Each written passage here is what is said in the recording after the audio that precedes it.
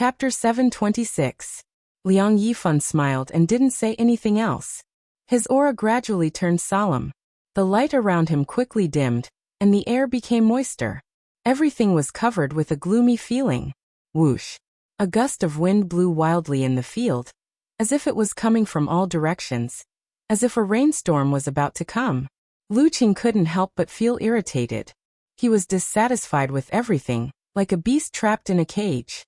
The sixth move of the water sect, Coming Storm. Coming Storm forebodes wind. This was a secret skill of the mind and aura. It could effectively interfere with the enemy's condition, just like how changes in the weather could affect the mood of an ordinary person. However, it wasn't just a simple application of aura.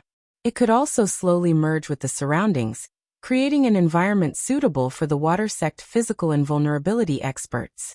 Lu Qing took a deep breath and secretly activated the forwarding formula, suppressing all his worries and impatience.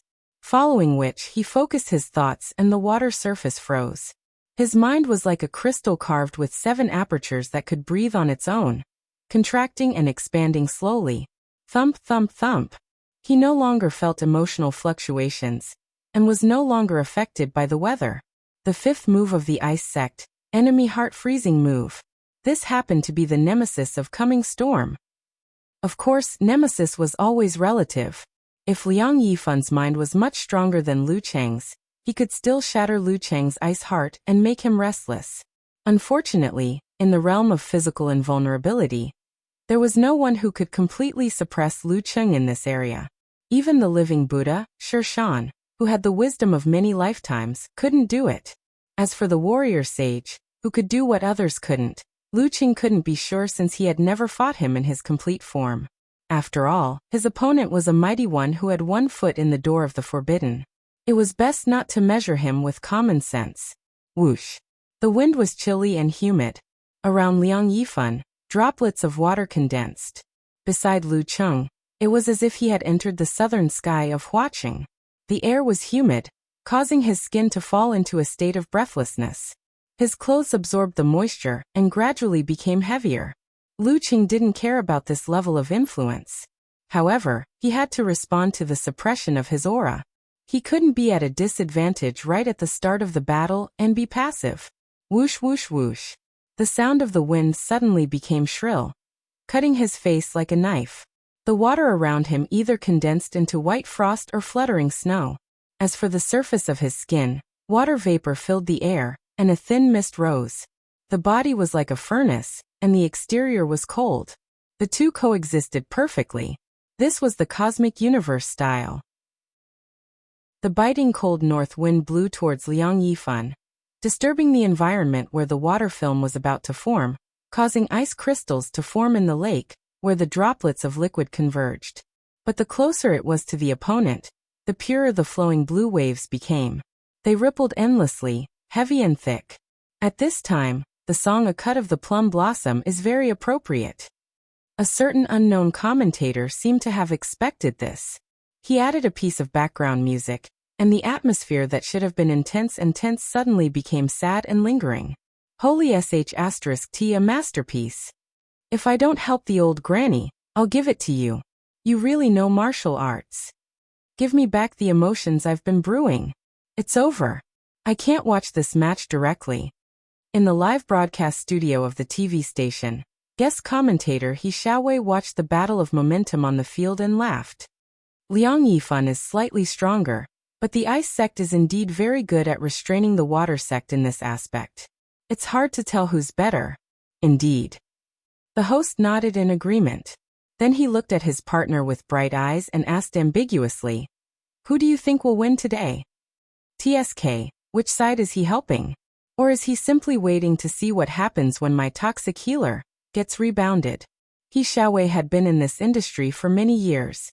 He could tell when others raised their butts. Smiling like the Maitreya Buddha, he answered, "It's possible." Then he changed the topic. Although Lu Cheng said in the interview that he wanted to stand on the final stage, I believe no one will laugh at him even if he is eliminated today. No one will slap him in the face because of this. In the previous few matches, he has proven his standards with victory after victory that exceeded our expectations. He has proven his identity as a superclass fighter. He has proven that those words are backed by confidence and not arrogance. In other words, you think Lu Qing is likely to lose today? The host smiled and changed the topic back. What the F***ck? He Xiaowei cursed under his breath. He smiled and shook his head. That's not what I mean. I'm just analyzing the situation after each side loses. Even if Liang Yifan loses, with his personality, he won't be affected psychologically. He will be able to make a comeback very soon. Everyone listen up. Liang Yifan will definitely get a title before he turns 42. If he doesn't, I'll tattoo the symbol you choose on my head for a year. Cough. To maintain popularity, I have to create a gimmick occasionally. The host was stunned. After a long while he put his hands together and said, "Let's pray for Liang Yifan. Good luck to him." As they spoke, the battle between Lu Qing and Liang Yifan reached its climax. Snowflakes swirled in the air, and the sound of waves could be heard. At this moment, the referee held the umbrella in his left hand and waved his right hand down. Begin. Bam. Lu Qing's qi and blood circulated, stimulating a secret part of his body. He took a step forward. As he took the step, light blue flames spewed from his back and soles, propelling him towards his opponent like a rocket. Jet counterattack and the simplified attainment formula. The combination of the two made him almost as fast as the speed of sound. Over the past day or so, he had rewatched the videos of his matches. He realized that from the second round of the Warrior Sage battle onwards, he had been the one on the receiving end of the attacks. He had not launched a single attack. It was as if he had formed a set pattern when facing a strong opponent. That was why he changed from his usual self and attacked fiercely in an attempt to catch Liang Yifan off guard. He didn't condense the 5 flames in advance to avoid affecting his speed. Just as the sound of air breaking entered Liang Yifan's ears, Lu Qing was already closing in. His fist was already in position, relying purely on his terrifying kinetic energy to hurt his opponent. As they rubbed against each other at high speed, a layer of flames ignited and enveloped him. It happened in the blink of an eye. Bam! The waves in front of Liang Yifan were split apart by Lu Qing's figure. They rolled to the sides, like the ocean Moses had pointed to. The pressure came through the layers of water.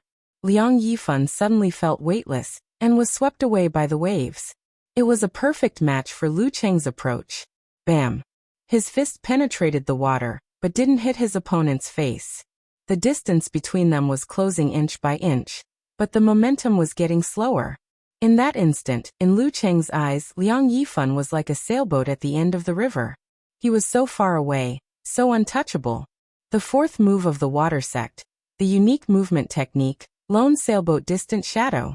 In the blink of an eye, Lu Qing's fist finally caught up with his opponent after a long chase. However, Liang Yifan had already raised his arm and blocked from the side. Bam! The two arms froze in midair amidst the violent vibrations of the waves. At that moment, Liang Yifan's knuckles cracked as he blocked his opponent's attack. His fingers opened abruptly and 5 terrifying streams of water shot towards his opponent's face. They were so fast that they looked like they could cut through steel plates, alloys, and the body of a physical invulnerability expert. This was the application of the 5th move of the water sect, raging waves striking the shore. It was also commonly known as high-pressure water knife. Once this move was used, it was almost impossible for the opponent to avoid it. However, its biggest problem was that once the distance was increased, its effectiveness would decrease rapidly. It was only suitable for some extreme situations in close combat, and had a lot of limitations. The moment Liang Yifan's knuckles moved, Lu Qing understood. The hidden fire force exploded, causing his fist to circle in a small arc and hit his opponent's wrist diagonally upwards. Bam! Liang Yifan's palm rose uncontrollably. 5 water knives shot into the air and turned into raindrops that sprinkled down. However, they failed to hit Lu Qing. Almost at the same time, one of them borrowed strength and punched out again, launching a storm-like attack. The other controlled his body and attacked continuously, like a never-ending tide. Bam! Bam! Bam! Bam! Bam! Lu Qing and Liang Yifan fought fiercely, attacking each other. The wind screamed, the rain moved horizontally, and the ice and snow swirled chaotically. Bam! Bam! In less than a minute, they had already exchanged countless blows. Lu Cheng gradually felt a little tired because the discomfort in his left shoulder was slowly accumulating. And most of this accumulation was due to Liang Yifan going around in circles, coming and going, always attacking this side. He was targeting Lu Cheng's weakness. He was trying to use dripping water to penetrate a stone. P.S. Just a reminder, I have to go for acupuncture tomorrow morning. Only at night. Chapter 727. Before the match, Lu Cheng was very sure that Liang Yifan was targeting the problem with his left shoulder. Since his injury couldn't be healed, if he didn't do so, it would be easy to give up but difficult to take advantage of, which would make people doubt the authenticity of the word superclass. Because of this, Lu Cheng had specially considered how to deal with this problem. He wasn't a deity like in the legends. It was impossible for him to completely heal his shoulder and eliminate the weakness. If Liang Yifan kept attacking the same spot, it was only a matter of time before he exposed his weakness and lost the match. This was the result that both sides agreed to. The only way was to set up a trap around this point. Before the real problem appeared, he would use a false appearance to bait his opponent and deal a heavy blow. He would either win the match directly or gain the upper hand completely. However, Liang Yifan was also an experienced mighty one. He would definitely be on guard against this. If Lu Cheng exposed his weakness, it was very likely that all his efforts would be in vain. He might even allow his opponent to take advantage of the situation. Therefore, his plan was to resist with all his might and think of other ways to avoid it. After failing again and again, he would seize the fleeting opportunity to lure Liang Yifan into the trap just before the real crisis arrived. He would use this to confuse Liang Yifan and lower his opponent's vigilance to the greatest extent. A similar idea had already formed in Lu Cheng's mind. Without thinking, he pulled his left shoulder back and took advantage of the situation to swing his leg and kick towards his opponent's knee covered in purple flames. Liang Yifan's footwork didn't seem special, but it was smooth and natural. Facing Lu Cheng's kick, he was swept away effortlessly as if he was swept away by a rolling current. With a turn, he avoided the attack and circled to his opponent's left side. He shook his right arm and punched towards Lu Cheng's shoulder. Bam bam bam. Bam bam bam. Lu Cheng attacked continuously in an attempt to force his opponent to retreat or mitigate his attacks aimed at his left shoulder. However, Liang Yifan was always able to dodge at the right time. He continued to attack continuously, fully demonstrating the characteristic of dripping water can penetrate stone. He had already mastered the 7th move of the water sect, Lake and Mirror Wisdom. It wasn't as good as enemy heart-freezing insight when it came to stabilizing one's emotions and reflecting one's surroundings. However, it was better in terms of on-the-spot judgment and accurate consideration. It lived up to its name of intelligence. Bang bang bang. Lu Cheng's left shoulder began to ache faintly as their fists and forearms collided. He put on a good show and jumped half a step, raised his right arm to block, and punched out his left fist covered in frost. When it was blocked by Liang Yifan, he immediately used the force to pull himself back and jumped back. While he was still in the air, he suddenly moved horizontally and avoided the opponent's continuous counterattacks. Liang Yifan's back was as smooth as water, as if he had no bones. With a slight twist, he immediately turned and chased after Lu Cheng. However, as soon as Lu Cheng's toes touched the ground, the fire force exploded again, and he made another turn, drifting diagonally. Bang! In the state of willow catkins in the wind, he did not continue to use the last Flame Emperor to change direction. Instead, he raised his hands and pushed forward. Waves of light blue flames gushed out from his palms, increasing his speed. Like a phantom, he shook off his opponent and pulled apart the distance between them. Now that there was a gap, he immediately condensed a crimson fireball behind his back. It flew and bombarded the enemy like a cannonball, assuming a long-range combat posture. Liang Yifan released his dark blue force, absorbing the surrounding water droplets and turning them into a sparkling water splash, intercepting the fireball perfectly. Boom! The explosion was not loud, and the light disappeared in a flash. The water vapor evaporated into white mist and filled the air. Then Lu Cheng entered the routine of the 9 rotations of 5 flames. The cannonballs were shot out one after another, and 3 fireballs were hovering around him all the time. Some were bright purple, some were red, some were gold, some were light blue, some were white, and some were light purple, and some were white. Boom, boom, boom. The fireballs were all intercepted by the dark blue sparks, and were destroyed together. One turned into heat, and the other turned into water vapor. With the help of the lake and mirrored wisdom, Liang Yifan's defense was flawless. However, in front of the special human-shaped cannon, the frequency of firing could not keep up. He could only defend passively and could not counterattack. The current battle reminds me of a shooting game. An unknown commentator chuckled, and then said with a broad idea, "If this continues, there will be more and more water vapor, and the temperature will get higher and higher. Is this a live sauna? Don't tell me. After steaming for a while, you'll be drenched in sweat. Then you'll jump into a cold pool. You'll feel so comfortable in the end. Yes, it's time for Lu Qing to use his ice holy light." At this point, he suddenly had an idea. He added, half puzzled and half guessing, "If he continues to change, he will be in a disadvantageous position. If this continues, Liang Yifan will be at a disadvantage. The steam in the arena will only get hotter and hotter, which means Lu Qing is using an enhanced version of Inferno. In such an environment, Lu Qing, who can enter and leave the volcano laboratory 7 times, will definitely be like a fish in water. But Liang Yifan will have to guard the surroundings, otherwise he will be cooked. He accepted the long-range combat without putting up a fight. He should have anticipated this problem. I'm afraid he has a backup plan. Boom, boom, boom. In the midst of Talker's commentary, the area between the two, where Liang Yifan was shrouded in white mist. The airflow was boiling, as though a large pot was placed there. At this moment, Liang Yifan suddenly ignored the crimson ball that was roaring towards him. He didn't use force to connect with the water vapor. Instead, he put his hands in front of his chest, facing up and down. Then he suddenly did a Tai Chi spinning motion. Whoosh! All the water vapor in the surroundings was stirred up, forming a sea of white mist. At the core of the sea was Liang Yifan, the funnel-shaped vortex he had created. At this moment, he seemed to have become the master of the Sea of Steam, the god of heaven and earth. Whoosh! Whoosh! Liang Yifan straightened his back and pounced towards his opponent. As he swung his palms, the Sea of Steam surged towards Lu Qing like water in reverse. In the midst of the swirling clouds, there were scalding tides everywhere. Lu Qing's crimson ball of fire disappeared silently the moment it entered, as though it was adding bricks and tiles to the enemy's strength. Liang Yifan disappeared along with it. What appeared was the steam, which once again had the weight of water.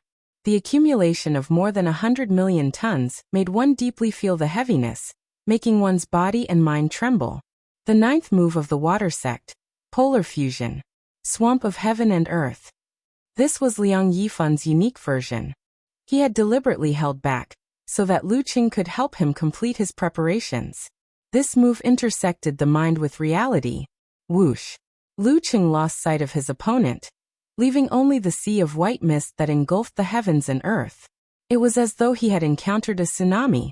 He understood that this was the result of Tai Chi's mind being affected. However, he didn't dare to immediately use force concentration and the complete 9 words formula.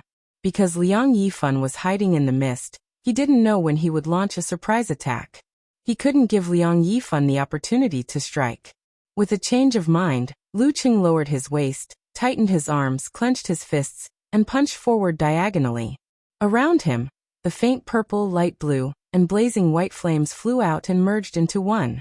He wanted to use the might of the 3 flames to resist the tsunami and temporarily create a peaceful zone, forcing Liang Yifan to wait. The moment his opponent was waiting for was the moment he used the complete 9 words formula. This was called not fearing exhaustion and defending indiscriminately. Rumble.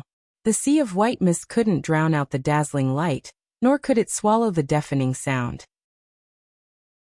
The tumbling waves of air blasted them into the sky and scattered everywhere like a giant fountain. Once the punch was out, Lu Qing immediately retracted his qi and blood. He balanced and formed his Dan in his lower abdomen, allowing the dazzling stars to form the 9 words formula. confrontation, army, fighting, swordsman, wholeness, formation, deference, forwarding, attainment. He suddenly pushed out his palms. His vision suddenly became clear. The steam lost its weight and no longer felt like a tsunami. Liang Yifan circled to the front of the weakened explosion waves. His fist was surrounded by a deep and heavy blue color, mixed with the endless power to connect the sky and the earth, and shot out like lightning. Whoosh! Using the wind and waves, Lu Qing floated backward at high speed. His mind quickly outlined a complex visualization, and his body made corresponding changes. Bam! When Liang Yifan's fist was about to hit him, he finished his preparations. He raised his right arm, clenched his fist, and struck out with the darkness in his palm. Specks of hidden brilliance were destroyed. Tilting northwest, sinking southeast. Boom! The wind and waves stopped and the steam solidified. Other than the headache-inducing sound that drilled into one's mind, everything seemed to have been destroyed and ceased to exist. After a brief moment of darkness, the audience saw that the white mist and waves were gone. Only a wide hole had appeared in the arena, as though a small lake had appeared out of thin air. Lu Qing and Liang Yifan each took a few steps back, but the latter was like a rolling stream of water. He quickly brushed past his opponent at the edge of the lake and launched a close-range attack, his punches never leaving the left. Bam, bam, bam. Lu Qing blocked a few consecutive blows, but the fire force couldn't be maintained and he couldn't shake it off. The pain in his left shoulder seemed to be intensifying, and there were signs of discomfort. Bam. There was a slight delay in the movement of pulling his left shoulder and raising his arm. His strenuous support and difficult maintenance seemed to have finally come to an end. P.S. Correction of the mistake in the previous chapter. Coming rain should be the 6th move of the water sect. I didn't specify the moves in the document, and they were all listed in order.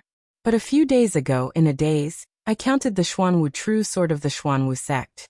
So the 6th move became the 7th. Chapter 728.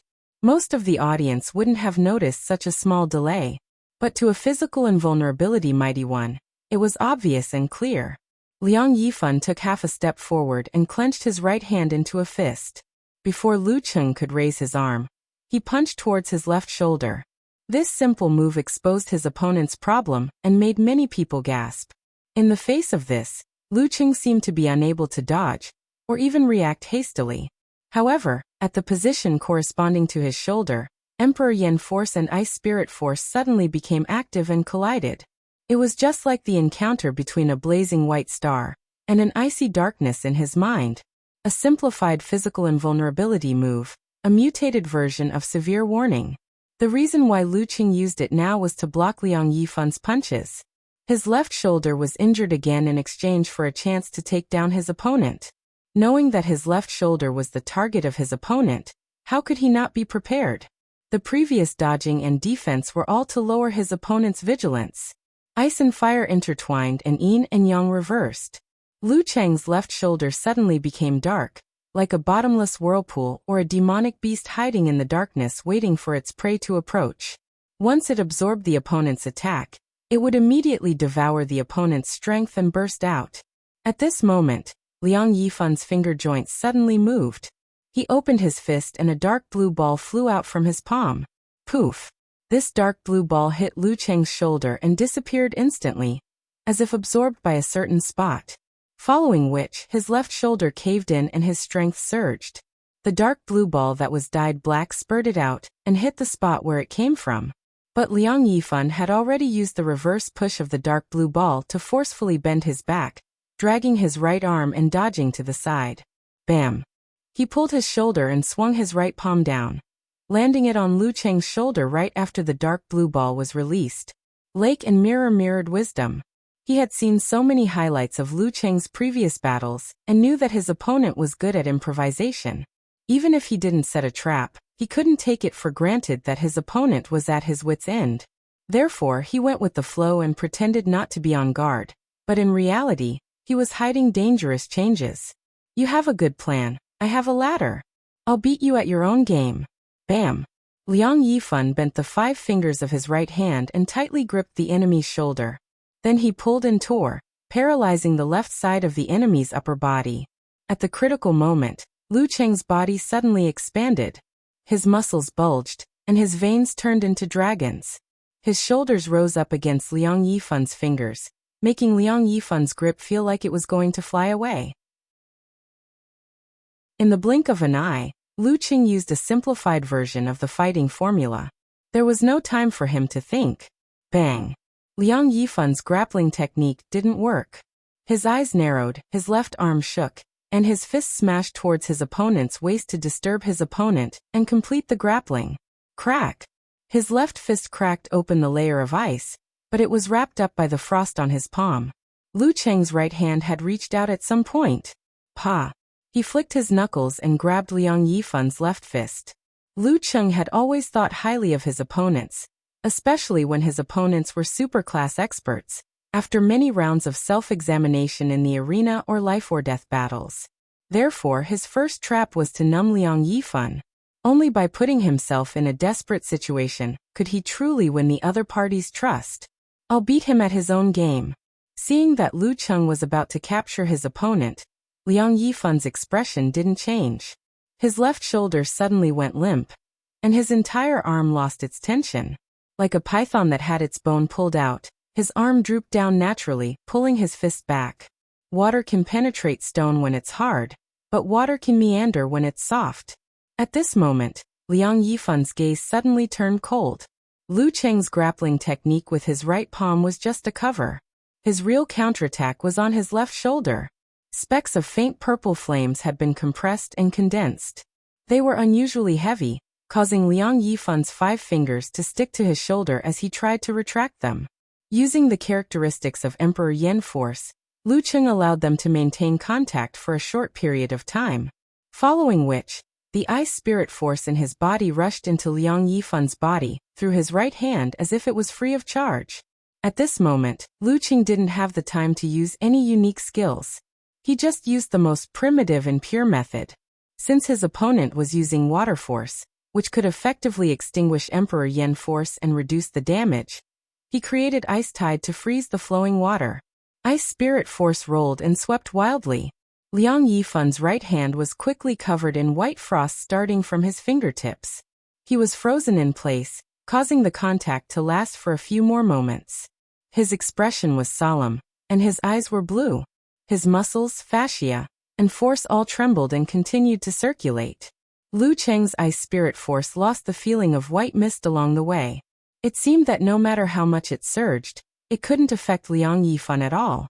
The first move of the water sect, stone sinking into the sea. A unique defensive skill. Crack! Liang Yifan broke free from the stickiness and swung backwards. At this moment, Lu Cheng didn't feel dejected or disappointed. He forcefully raised his left hand and pushed forward with his right palm. Flames gathered in front of him, and countless faint purple flames gushed out of his body, forming something like a vitality bomb. When the ice spirit force flowed outwards, Emperor Yen force naturally gathered under the balance. His traps were linked, but they weren't particularly elaborate. They purely relied on their own characteristics. The more elaborate the trap, the easier it was to be interrupted and lose its effect. Flames flashed in Liang Yifan's eyes. He immediately twisted his waist and shifted his center of gravity, intending to dodge to the side. He believed that when his opponent threw out the fireball, he would have already dodged it. At most, he would be hurt by the aftershocks. However, Lu Cheng didn't let the fireball fly. Instead, he detonated the primordial chi bomb formed by Emperor Yen force when the distance between them was still less than 5 meters. Is he crazy? The guest commentator, He Xiaowei, blurted out. This kind of attack would engulf Lu Cheng as well. Boom. A blazing white light enveloped Lu Cheng and Liang Yifan in an instant. Flames and smoke rose into the air with a loud buzzing sound, like a mushroom. Amidst the violent tremors of the earth, 2 figures flew backwards. Liang Yifan's hair was messy, his face was charred, and his body was covered in wounds. It was a horrible sight. However, as the dark blue circulated, his breathing was steady and didn't decrease by much.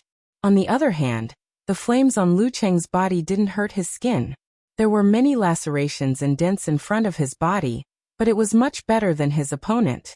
When facing an explosion and a wave of fire at the same time, a mighty one who often suffered similar injuries, and a fire control expert would definitely be at an advantage. Furthermore, while Lu Cheng was suppressing Emperor Yan force, he had also caused Ice Spirit to lose its balance, and his body automatically formed a defense. These two advantages were the reason why he dared to trade injury for injury with Liang Yifan. A small injury for a major injury. For Liang Yifan, a major injury would trigger the hidden danger he encountered with Empress Luo, Ning Zitong.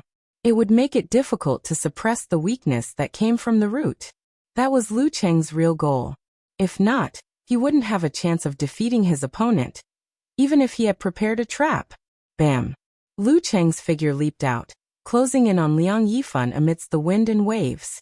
He launched his punches and kicks, using brutal blizzard and fiery invasion to suppress his opponent. During this process, he didn't feel anxious because of the worsening injury on his left shoulder. Instead, he gave up on a few dangerous opportunities to fight. It was as though he wanted to engage in a patient battle to wear down his opponent and wait for his opponent to reach the end of his rope. For a physical invulnerability expert of the water sect, this was originally a rare situation. However, with the dark sky force not completely removed and the heavy injury, everything was possible. Especially when Lu Cheng was known for his insane mental strength and stamina, and he had the wholeness formula to refresh his condition. Bam bam bam. Bam bam bam. Lu Cheng used his ice heart to reflect his surroundings. Relying on his terrifying control of his body, he turned his left arm into a weapon, mainly for defense, while his right fist and legs were the spearhead for attack. The wind and snow howled, the flames lit up, and the dark blue rippled.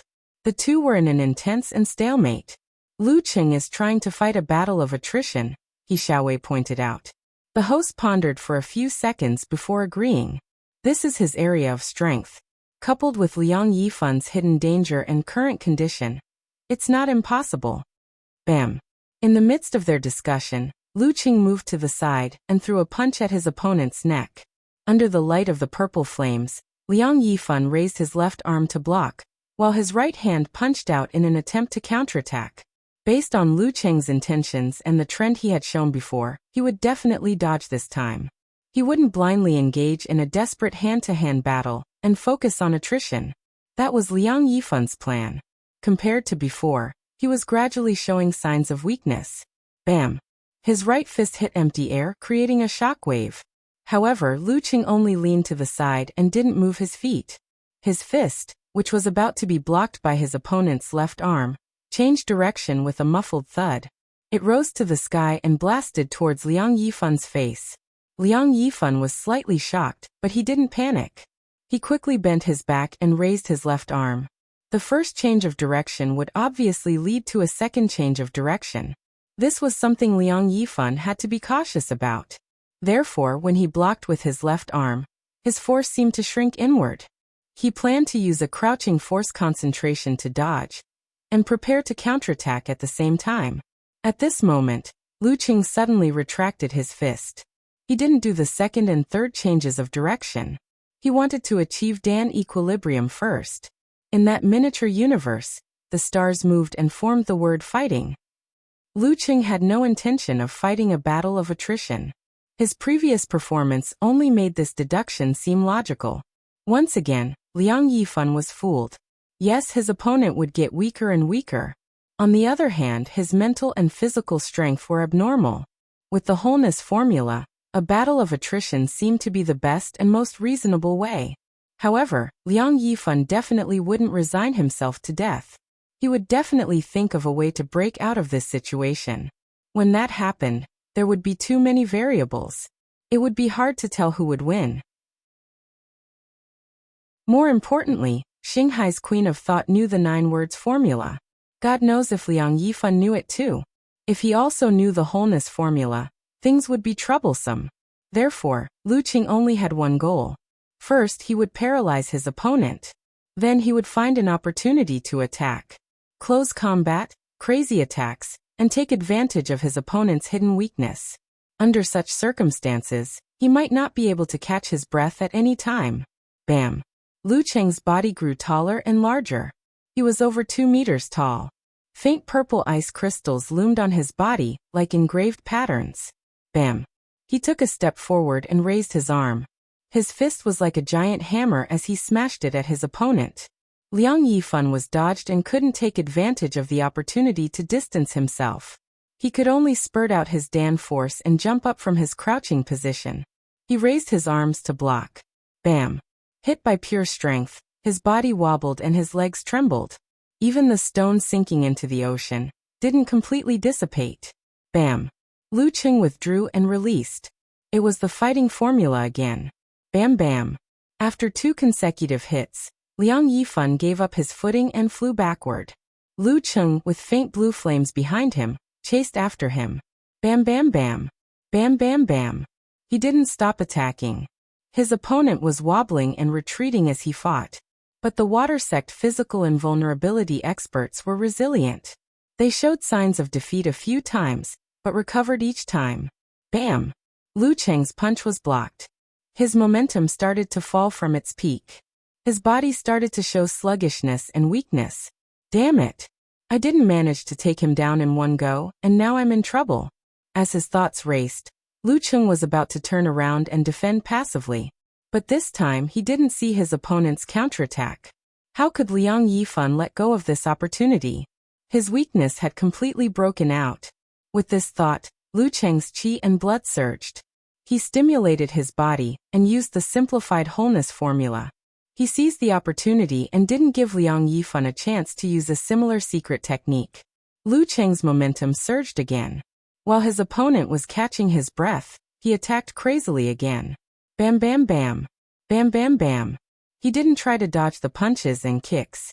He only avoided the attacks on his vitals and tried to seize that fleeting opportunity. Bam. Finally, his cannon punch broke Liang Yifan's stance. He lowered his shoulder and knocked his opponent away. Then he grabbed his opponent and threw him to the ground. Bam. Dust flew and craters appeared. Liang Yifan was weak and couldn't get up again. Lu Cheng was on top of him, his fist pressed against his temple. The referee approached at high speed. From afar he raised his hand and shouted, "Lu Qing wins!" Lu Qing heard and heaved a sigh of relief. He wanted to get up, but his legs gave way and he almost fell.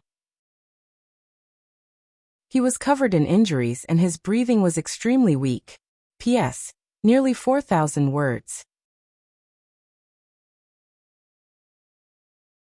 Chapter 729. Lu Qing wins. Hearing the referee's announcement and looking at the overhead shot, the host in the live broadcast studio let out a sigh of regret. If only Empress Luo had left less of her weakness, Liang Yifan would have won today. Lu Qing had clearly shown signs of fatigue. If only he had seized this opportunity to prevent Liang Yifan from using the simplified wholeness formula, things would have been completely different. Unfortunately, Liang Yifan was also at the end of his rope. Not to mention counterattacking, he couldn't even use force concentration. He had to catch his breath and take a break. Seeing that the host didn't hide his inclination, the guest commentator, He Xiaowei, shook his head and smiled. There's the element of luck.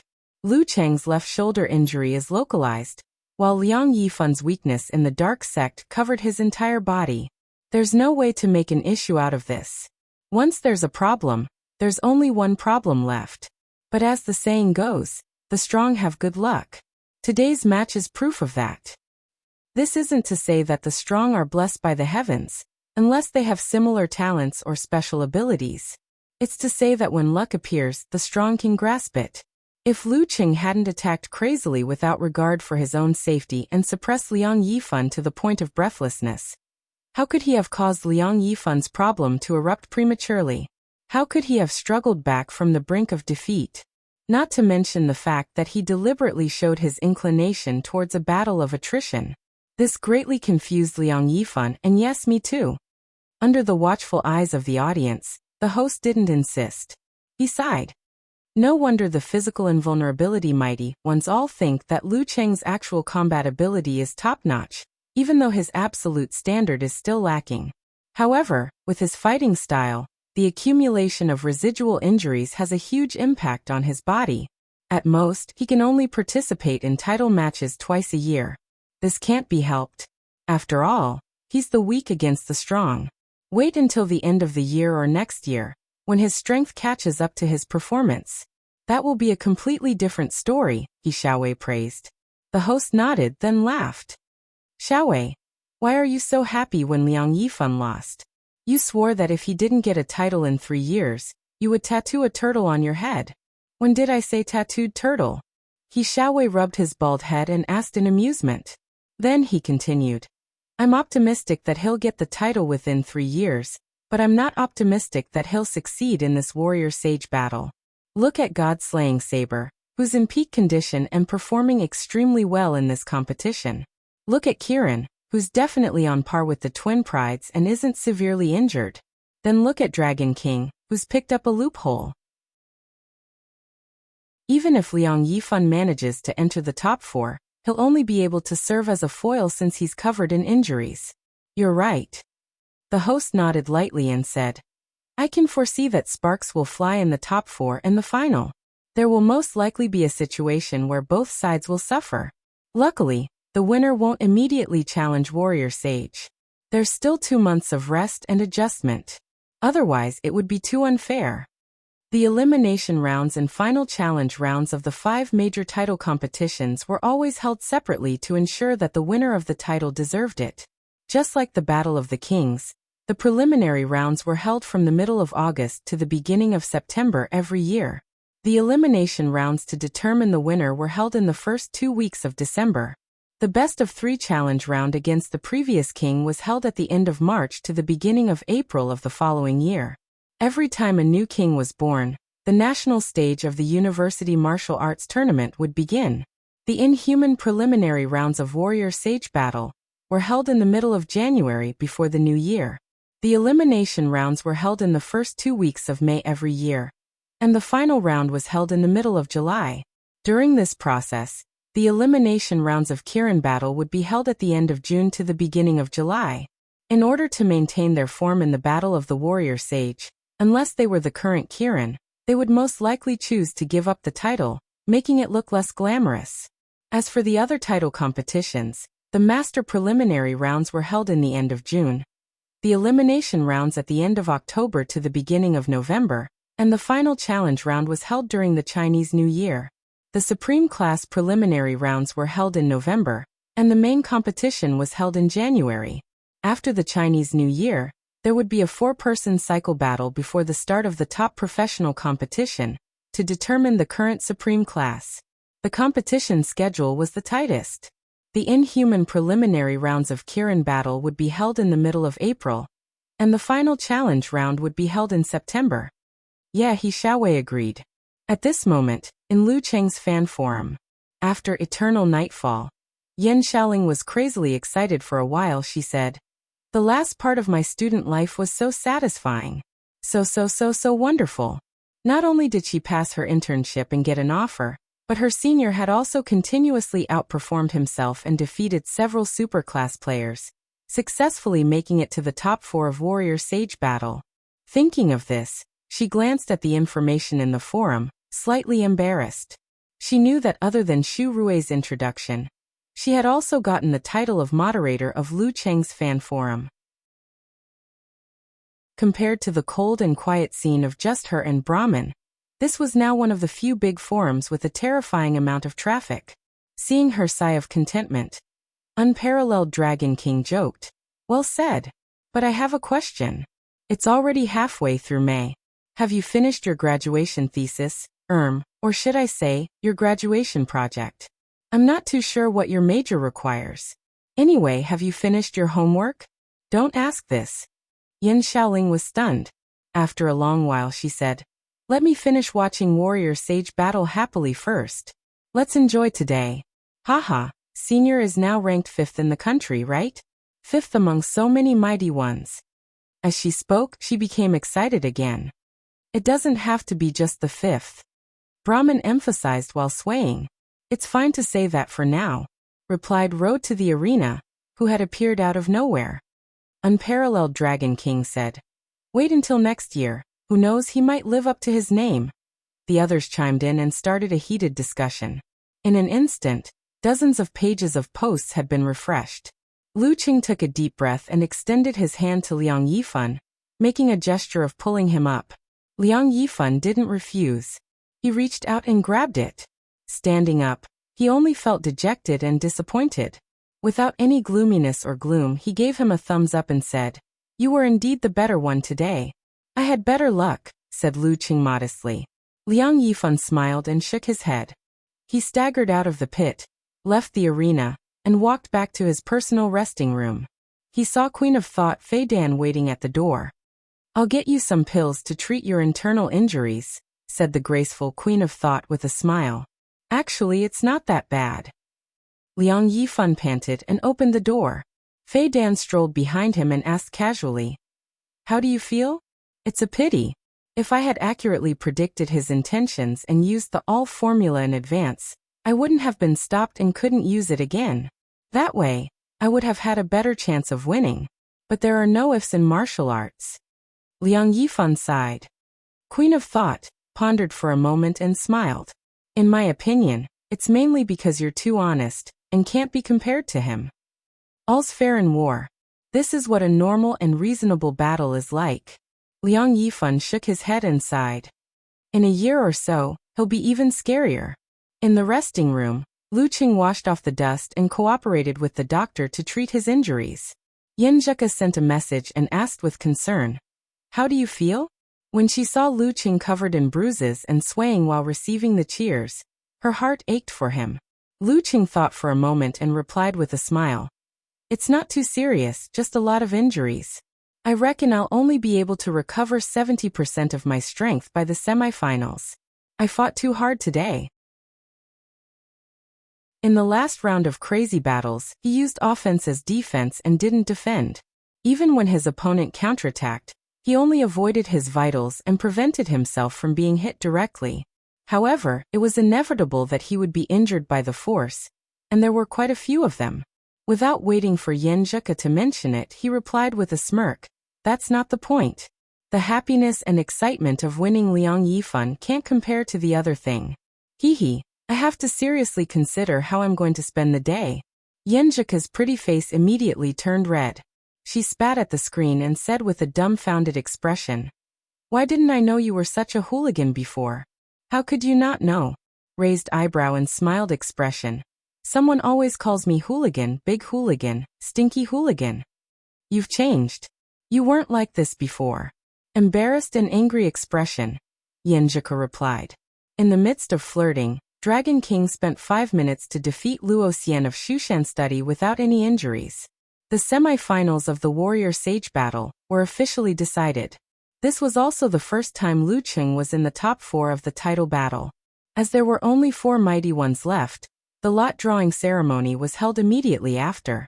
Lu Qing, who was notified, tidied up his clothes, took his phone and left the lounge. He walked towards the stands where the organizing committee was. On the way, Yin Zheka asked with anticipation, "Qing, who do you want to draw?" "A god-slaying saber. At least I can look forward to seeing him fail miserably." Exhaling expression, Lu Qing replied. This was just a beautiful expectation. Since Lu Yongyuan had lost to him before, he would definitely want to clear his name this time. "Yeah." Nodding like a chick pecking at grains expression, Yin Zheka replied.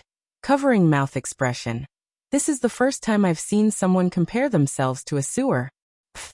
Lu Qing shook his head and laughed. He had already reached the empty stands. The tall Kirin Dongbaxian, who looked like a classical martial artist with his hair tied in a bun, stood nearby with his hair combed back and the god-slaying saber in his hand. The well-defined Lu Yongyuan was facing him from afar. In less than a minute, the Dragon King Chen Qitao, who was dressed in navy blue, slowly walked over. As he walked, he exuded a majestic aura that made people not dare to look at him directly. The person in charge of the organizing committee held a small microphone and announced loudly, "The top 4 of this year's Warrior Sage battle have been decided. They are the 4 best and strongest martial artists recently. They are the Dragon King." His voice suddenly rose. Immediately, earth-shattering shouts came from all around him. "Chen Qitao." After announcing them one by one, the person in charge of the organizing committee took out a round ball from a black box and showed it to the surrounding cameras. Longhu Club, Lucheng. SSS, who will I meet? Lucheng straightened his back. Yenjika and the rest also sat up straight and held their breaths. The person in charge of the organizing committee took out another round ball. After taking a look, he laughed and showed it to them. Longhu Club, Dragon King Chun Chi Tao. Dragon King. When he heard these two words, Lucheng suddenly recalled what his master had said when he first started practicing martial arts. Worship? When you can one day completely defeat the martial artist you worship, that will be the greatest respect you can show them. And the martial artist I worship the most is the Dragon King. One of my martial arts dreams is to challenge him in a very important competition. Lucheng suddenly turned his head and looked to the side. The Dragon King, Chun Chi Tao, happened to look in his direction as well. He was handsome, tall, majestic, dignified, mature, and had a godlike charm. Under the illumination of the lights, everything seemed like a dream. He would definitely achieve his initial dream. End of part 5.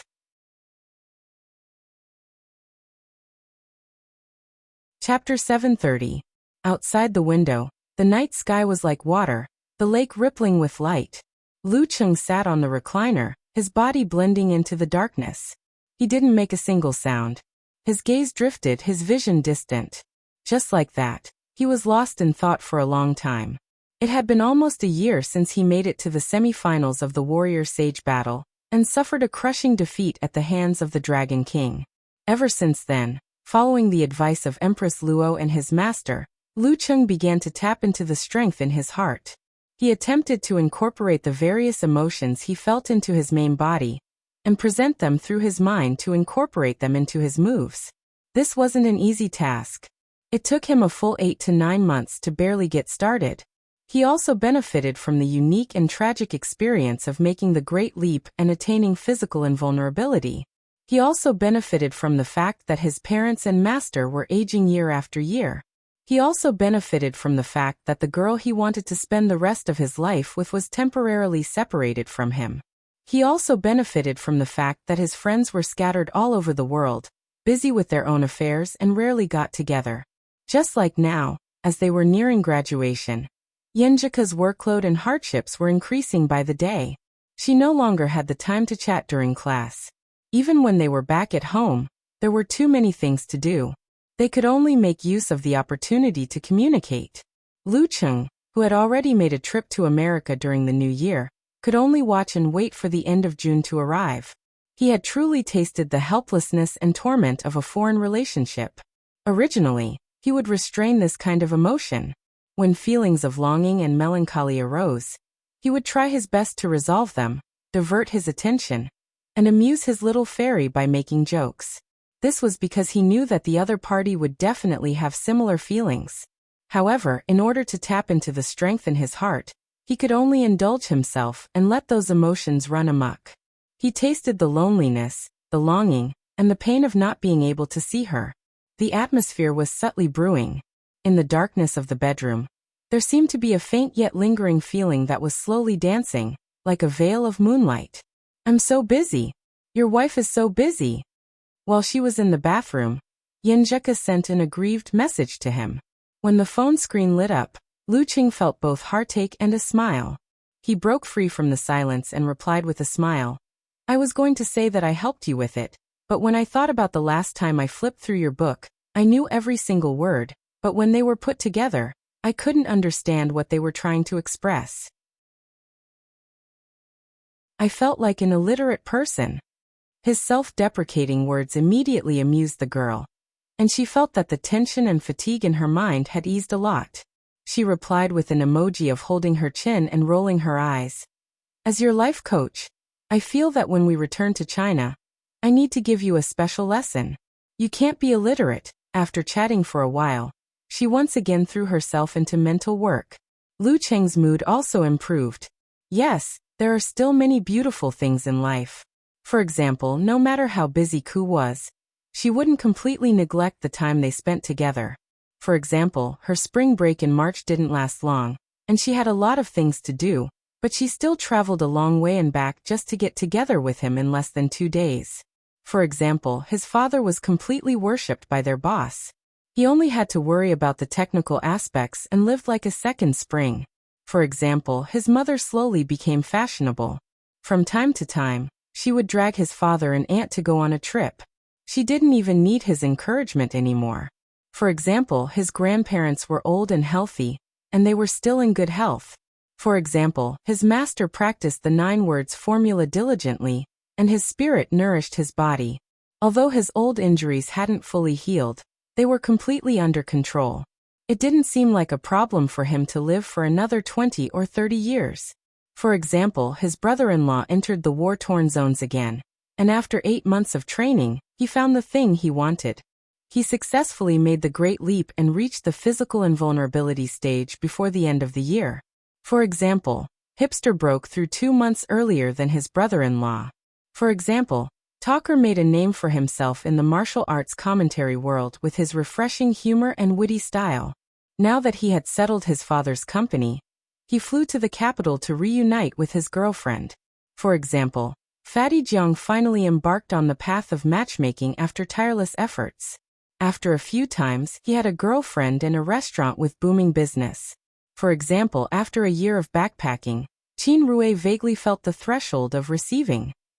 For example, after a year of backpacking, Priest and Chihuahua had both gotten their second pin certificates, but clearly had the strength to challenge the first pin. For example, he could now say without a trace of guilt, "My strength is almost at the level of superclass." After the Warrior Sage battle last year, Lu Qing continued to work hard and signed up for the Kirin battle elimination round at the end of June and the beginning of July. Unfortunately, this time he was put under a magnifying glass and suffered a terrifying counterattack from the superclass. Coupled with his bad luck in the draw, he didn't make it through the early stages of double elimination. He wasn't discouraged, but he gave up on the master battle at the end of October and went all out for the Battle of the Kings in December. This time, despite his bad luck, he made it through several rounds and entered the top 8. Following that, he shone in the Battle of Supreme Class and made it to the top 4 for the second time. He was only 1 step away from getting the final spot in the round-robin battle of the top 4, plus the champion. Unfortunately, he first lost to the Warrior Sage, then lost to Dong Baxian. However, since then his superclass strength was recognized and no one doubted him. As of last week, all 5 title battles had finished their finals and were about to enter a new round. In the previous round, Dragon King had won the challenge and defeated Qian Donglu to win the Warrior Sage title. However, in the new year he lost to his old nemesis and lost the honor of the king. In addition, Qian Donglu had successfully defended his Grandmaster title and Dragon King had reclaimed his superclass title. However, Dong Baxian had narrowly kept his Kirin title and prevented the legendary twins from taking all the glory. In the previous year's top professional matches, Longhu Club was extremely unlucky. Their main players were injured in several key matches and in the end, they could only surrender the title of world number 1 to Shangqing sect. At this point in time, almost everyone believed that Warrior Sage and Dragon King were the best of the best among the physical invulnerability experts. However, everyone knew that this phase was coming to an end. In 2 or 3 years, they would most likely achieve a breakthrough and no longer participate in such matters. Thoughts floated in his mind. Lu Qing recalled for a moment, then lowered his head to read a novel and play a game. At some point, he closed the app and lay back in the darkness. After a long silence, he put his phone aside and played an audio clip. Lu Qing, go Lu Qing. Her soft and clear voice echoed in the room, over and over again. Just as dawn broke, Almond heard the ear-piercing sound of the alarm clock. She wriggled around for a minute before finally sitting up and returning the room to silence. She rubbed her eyes. Using the dim light, she sized up the warm, girlish decorations around her. She felt a sense of security and joy blossoming in her heart. This was because this was a home that truly belonged to her. On the day she became the assistant of a physical invulnerability expert for a full year, she took out her savings and bought a house for herself. As the neighborhood and surrounding facilities were relatively good, she had to rely on a loan. However, the process was very easy and simple. After that, she asked her parents to come over and help supervise the renovations.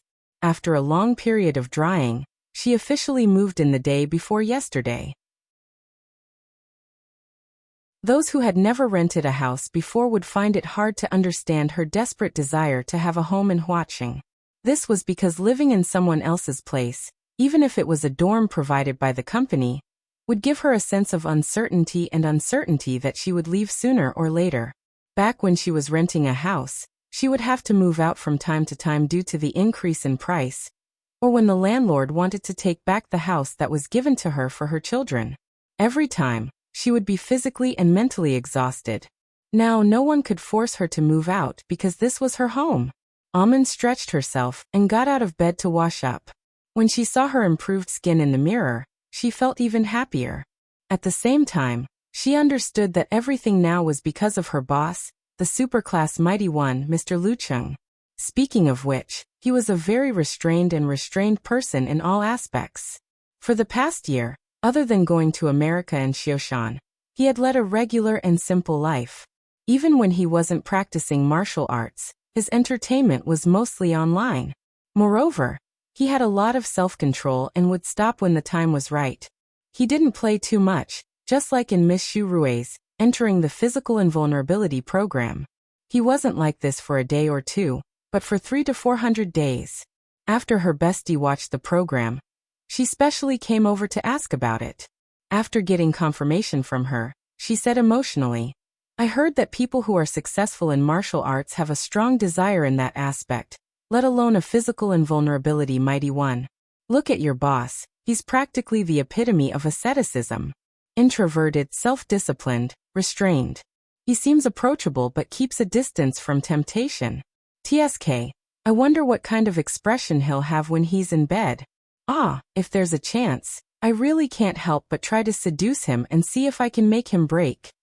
Her bestie's words were getting more and more ridiculous. Aman didn't know how to respond, but she couldn't help but think occasionally, what would Mr. Lu be like in front of Miss Yen? Pulling out a soft tissue, Aman wiped her face clean. She patted herself and stopped her previous thoughts. She knew very well why she was able to get this job that everyone was envious of. Seriousness, kindness, diligence, attentiveness, and most importantly, her responsibilities.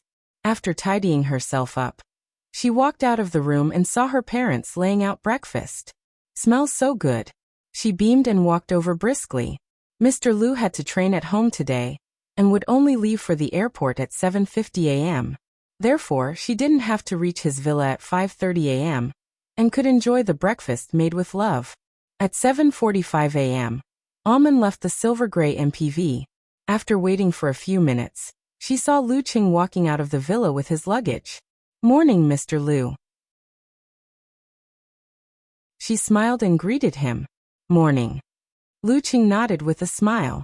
Aman stepped aside and watched the car door open by itself. She pointed inside and said, "The breakfast you asked for is ready." Lu Qing got into the car and sat in his usual seat. He pointed at the numerous dishes and said, "You should join us." "It's okay. Thank you, Mr. Lu. I've already eaten. My mom made it." Aman smiled sweetly. Breakfast made by her parents? Lu Qing was stunned for a moment. He remembered how his mom used to cook beef with bamboo shoots. She would cook a huge pot and put it in the fridge. In the morning, she would take it out and put a big spoonful into the fridge. Then he recalled the mornings in Connecticut. Every time Aunt Du was on vacation, someone would volunteer to cook for her. However, she had to drag him along. In the process, he came up with a lot of Chinese and Western ideas.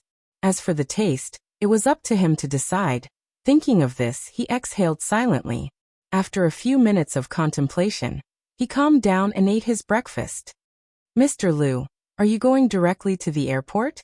Aman asked for confirmation. Lu Qing nodded. On April 11th, which was tomorrow, his master would be celebrating his 65th birthday. As his disciple, he had to go to Moshang. P.S. I recommend a book, Purple Heaven. The author of the book, Endless Artifacts, studied Taoism when he was in his second year of middle school, and claimed to be able to resist poison.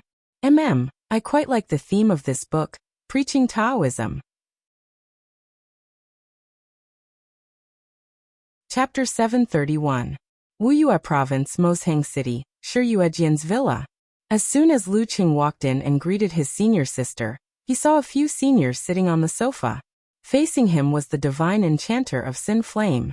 He still looked like a middle-aged man with deep eye sockets, a straight nose, black hair mixed with silver strands, and flame-like brilliance hidden in his deep eyes.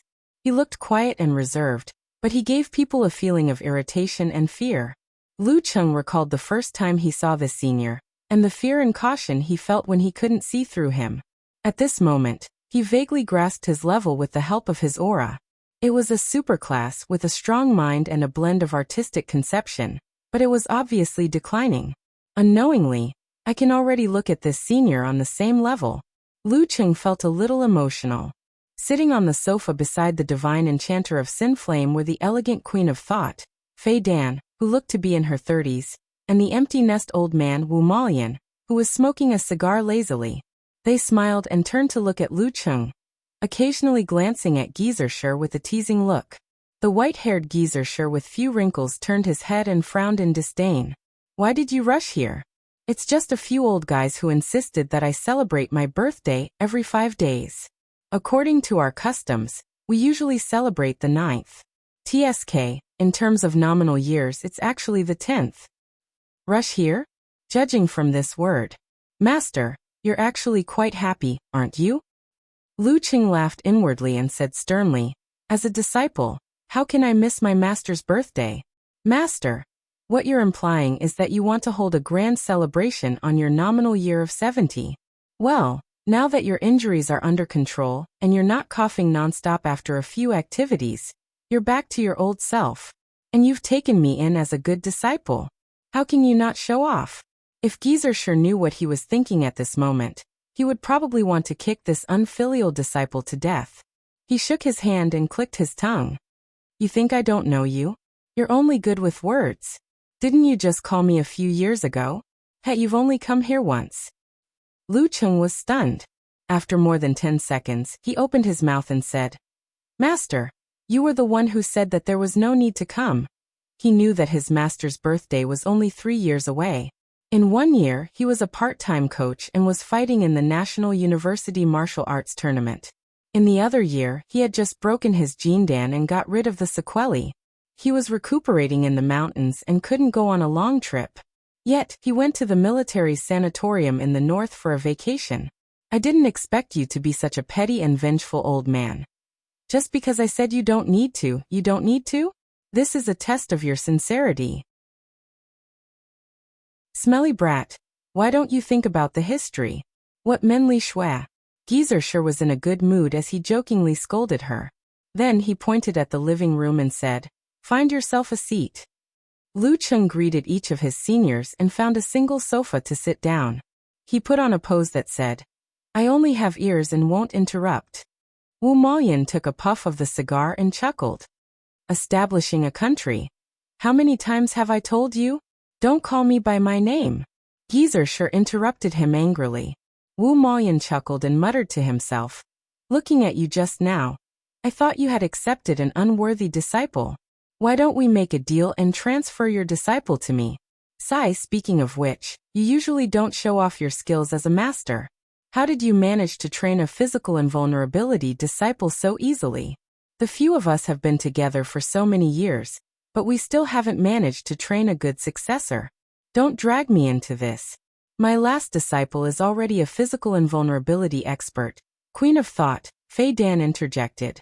She was referring to the sleeping tiger, and Chaoyang. "You lazy old man. How can you be better than me in teaching disciples?" Geyser said proudly. Speaking of which, Lin K from Geyser Ji's house was also guided by me when he reached the Dan stage.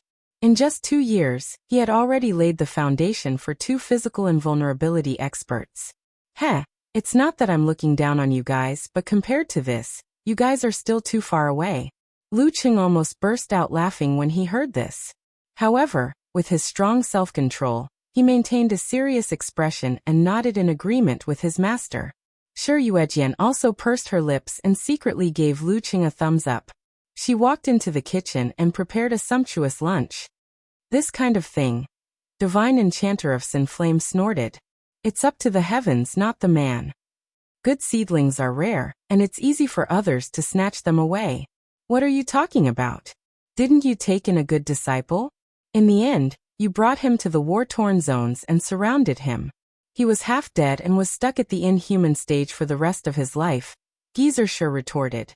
Divine Enchanter of Sin Flame replied angrily. It's all because I wanted to meet you. Haven't you made enough mistakes in the war-torn zones? You have enemies everywhere.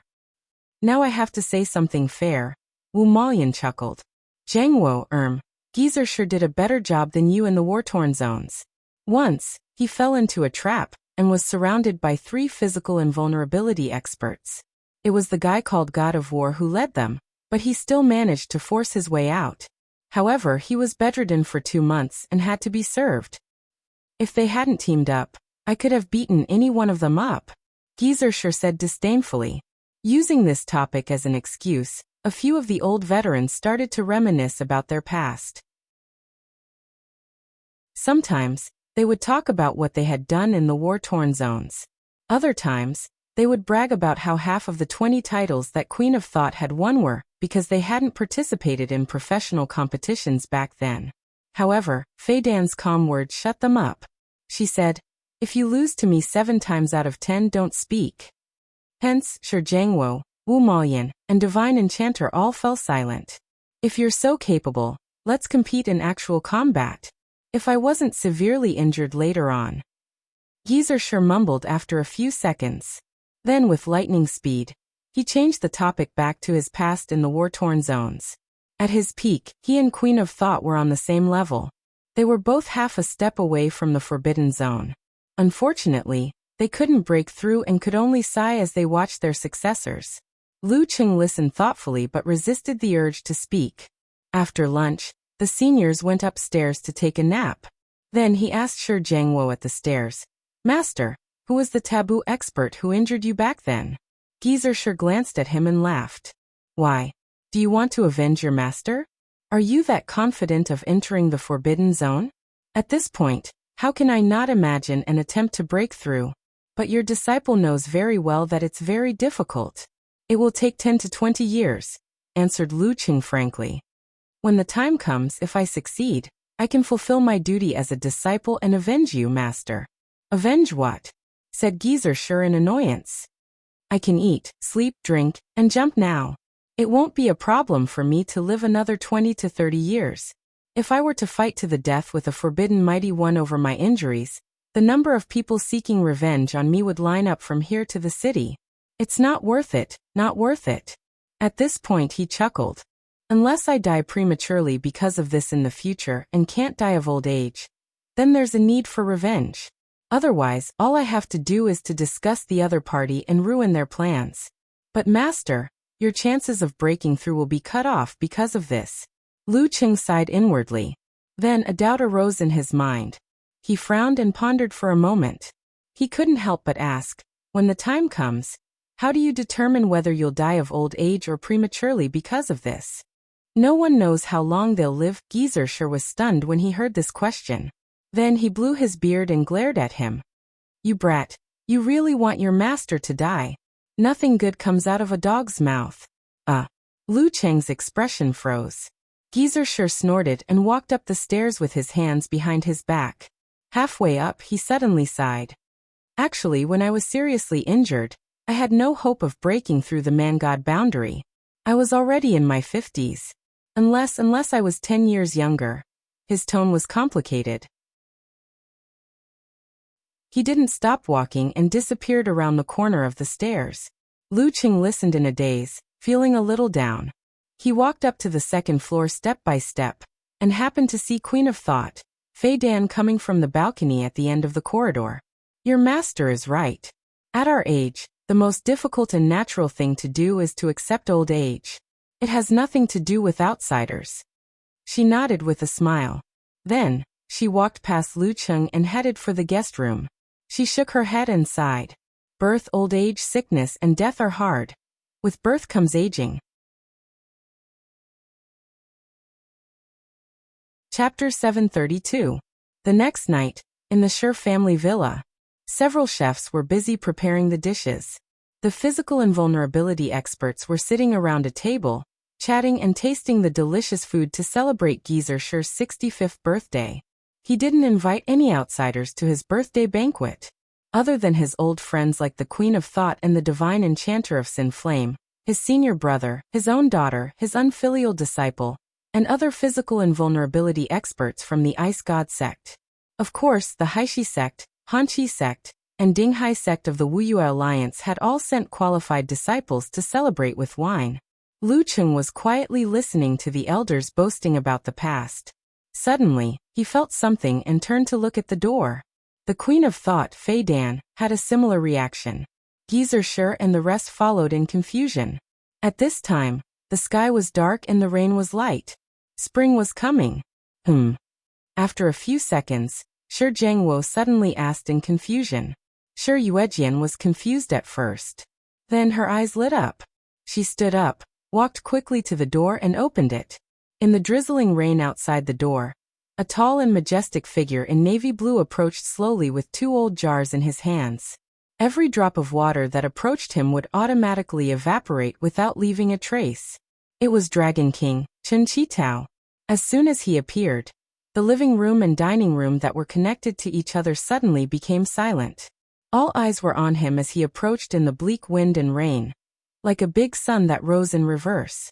Chen Qitao walked slowly into the villa without any rain. He didn't need to pretend to be majestic. Shi Yuejian, who was waiting at the door, forgot to open her mouth. So did everyone else. Step by step, Dragon King walked to the dining table and placed the 2 old jars in front of Geezer Sher. The cups and plates moved automatically to make enough space for Dragon King. Yaozhou Ancient Cellar Wine. Chen Qitao patted the seal of one of the jars. A memorable aroma filled the air. Geezer Sher came back to his senses and laughed. I remember there were only 5 jars left. You took half of them. Brat, get another chair. Lu Cheng was enlightened when he heard the order. The Dragon King was here to celebrate his birthday. It was just that no one had expected that the atmosphere just now would be as if an enemy had come to exterminate them. His master had most likely just casually invited him, and had never considered the possibility of him actually coming. Of course, the Dragon King's unsmiling and dignified aura was also largely to blame. While cursing in his heart, he and Shi Yuejian found a chair in the guest room, and put it next to their master. The Dragon King didn't stand on ceremony and sat down. Back then, back when we were in the war-torn zones, I didn't see you give this old man any wine. Why did you suddenly think of this today? Comrade Shi Jiangwo said half jokingly and half emotionally. It wasn't your birthday at that time. Chen Qitao's poker face didn't change as he answered seriously. Everyone fell silent again, not knowing what to say. What a joke. The Dragon King really has no sense of humor. Another form of the king of awkward silence. This was the first time Lu Cheng had seen Chen Qitao in such a situation. He couldn't help but complain in his heart. Geezer Sher laughed dryly and shook his head. You haven't changed at all. You haven't changed at all. But this troublesome disciple of mine, I'll have to trouble you to beat him up. Master, he's really beating him up. Lu Cheng felt pain all over when he heard the word. After losing to the Dragon King in the warrior sage battle, his attitude didn't change. He didn't support his juniors like the rumors said, and was hostile to qualified competitors. He probably felt that he was still not mature enough to pose a threat to Meng Qi. Thinking about it, in the first challenge in the official competition, although he only had 70% of his strength left due to his injuries, he didn't expect to lose so easily and miserably. It was almost like he was hung up and beaten. He truly understood why the Peerless Twins were called the Peerless Twins when they were in perfect condition. In any case, the beating he received once or twice a week had never decreased. However, in the past year, he could be considered to have made rapid progress. In his daily practice, although the number of times he won was few, he was finally starting to win. However, every time he won, the next round was bound to be a terrifying counterattack. The inhumane beating was simply unbearable to recall. Just thinking about it was painful. Of course, it was because of this kind of beating that he could improve so quickly. In less than 2 years, he could call himself a superclass with a clear conscience. You're welcome. The Dragon King didn't even look at Lu Cheng, but his expression was gentle. It was as though this was an activity that could entertain him. Lu Cheng couldn't help but touch the corner of his mouth. This injury healed again and again. His teeth grew out again and again. It was almost an old problem. Since the Dragon King had been in the war-torn zones and shared a common language with the Queen of Thought, the atmosphere of the banquet gradually returned to normal. There was no doubt that he listened more than he spoke, but every time he spoke, the table would fall silent. If that god of war could hear your evaluation, his descendants wouldn't be able to hold his coffin board down. Wu Maoyan shook his head at the Dragon King's vicious and mean comments. He was the only one present who could say that. Of course, because the god of war had died at his hands. Geyser also recalled his memories. He was about to brag about his experience of killing a mighty one of the same level when he suddenly saw the Dragon King glance at the door. Immediately after, his unworthy disciple stood up and walked over with a smile. He opened the door and said, "You came at the right time." Lin Kei's expression didn't change in the slightest because of his nonsense. He also carried 2 jars of wine and came to Geyser's side. After a few seconds of silence, he said, "Coach Shi, my grandparents asked me to bring 2 jars of wine that they buried at home for 20 years. I wish you happiness as boundless as the East Sea and longevity as long as the South Mountain." When he was saying the congratulatory words, Lu Cheng smiled and waited for his brother-in-law to show signs of stuttering or embarrassment. However, Lin Kei was calm and composed from beginning to end. He didn't show any other reaction. Such an awkward and old-fashioned line. What kind of mood did you have to say it so smoothly? Lu Cheng secretly shook his head and muttered silently, "Boring, boring." In a villa beside the Wuyue Club. The dull and stiff Huang Ke finished wiping the ice chi spear. He took out a bottle of wine carved from green jade from the wine cabinet and poured himself a glass. The color was close to amber. His disciple, Zheng Yu, who was still working hard to reach the physical invulnerability stage, asked curiously, "Master, why do you suddenly want to drink?" His master had always been a collector and appreciator. Another disciple, Qian Chiyue, looked at the balcony and said, "Today is the 65th birthday of Senior Shi of the Ice God sect. Master, do you want to give him a bottle of wine?" But why did he want to taste it first? Huang Ke didn't speak. Holding the wine glass, he walked slowly to the balcony and looked in the direction of the Shi family. After a moment of silence, he said, "There's no need. We don't have much of a relationship." At this point, his tone suddenly became a little uncertain. "When I entered the sect, he was at the peak of his glory. I've always had him as my goal, and wanted to find a chance to challenge him. Unfortunately, I couldn't achieve this wish. And now," a rare smile appeared on his face, "we're both old.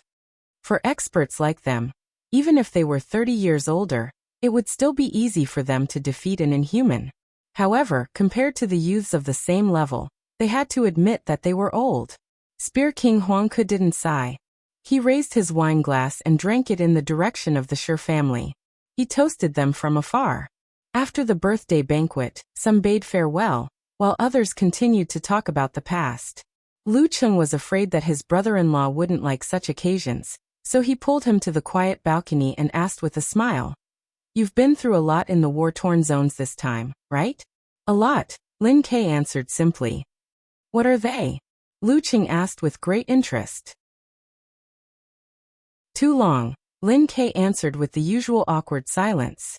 Lu Cheng's mouth twitched, then he smiled and said, "Then how did you make the great leap and become a physical invulnerability expert?" "Just like that," Lin Kei answered calmly. "Can't we have a proper conversation?" Lu Cheng lowered his head and sent a message to Ku. "Your brother is killing the conversation." Lin Kei watched as he typed on the virtual keyboard. Then he said slowly, "In the war-torn zones, some things are more important than talking." "Yeah." Lu Cheng nodded thoughtfully. "If I have a mission there in the future, I'll help out a little. The physical invulnerability experts there probably won't welcome me." After a few seconds of silence, he changed the topic. "Are you going to participate in the Battle of Warrior Sage next month?" "Yes," Lin Kei answered simply. "Well, what's your goal?" he asked casually. Lin Kei looked up and stared at him with his dark eyes. "To defeat you."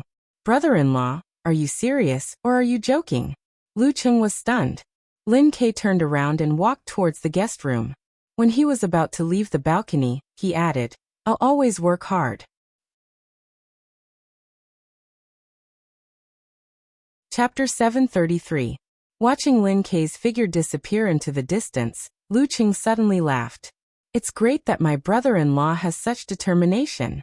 Even if Dragon King and Warrior Sage were to break through to the Forbidden Zone in 2 or 3 years, and no longer participate in the challenge tournament, the circle wouldn't wither away. At that time, Kirin Dongbaxian, God-slaying Saber Lu Yongyuan, and the other experts would be at the last but also the strongest peak. Wisdom King Zhihai would probably be one step further. Even if Priest and Chihuahua hadn't gotten the title yet, they would most likely be in the ranks of the superclass. In addition, there would be his brother-in-law who was chasing after him, the clown who was working hard to become the strongest, the living Buddha who possessed the wisdom of past eras, the evening light Liang Yifan, the Optimus Prime Longzhen, and the heavens equal sword Fengji in their prime. The situation would be even more exciting than it was now. Thinking about the future, Lu Cheng's heart was in turmoil. As his thoughts flew, he suddenly shook his head and sighed. He turned to look out of the balcony. That kind of future was beautiful, but the present was equally important. If he couldn't snatch at least one title from Dragon King and Warrior Sage before they broke through to the Forbidden Zone, it would be such a pity. This was the obsession of a martial artist. Therefore, he had to seize every opportunity of a title battle. For example, the new Warrior Sage battle half a month from now. After another morning, Lu Cheng returned to the living room after finishing his training in the Shi family's garden. The moment he stepped through the door, he saw his master lying lazily on the sofa.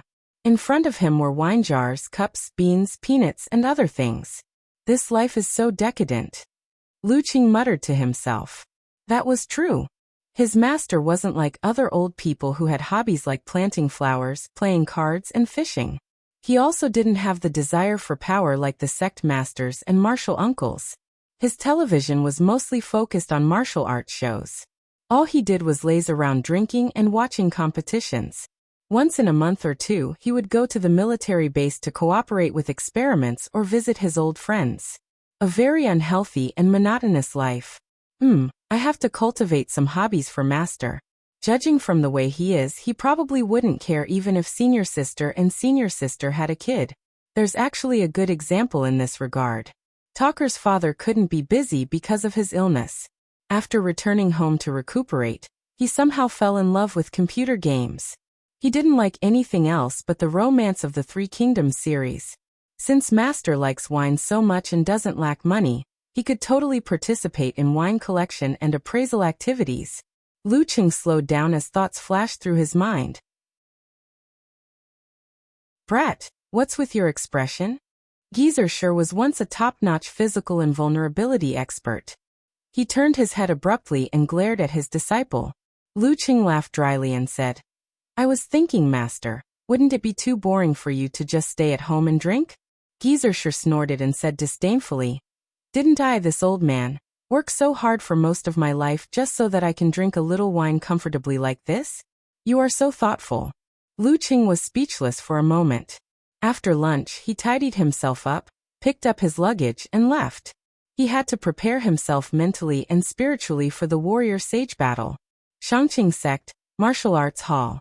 Many inhuman martial artists surrounded the hall, watching the physical invulnerability experts perform the unique skills of the Thunder Sect. This was their monthly benefit.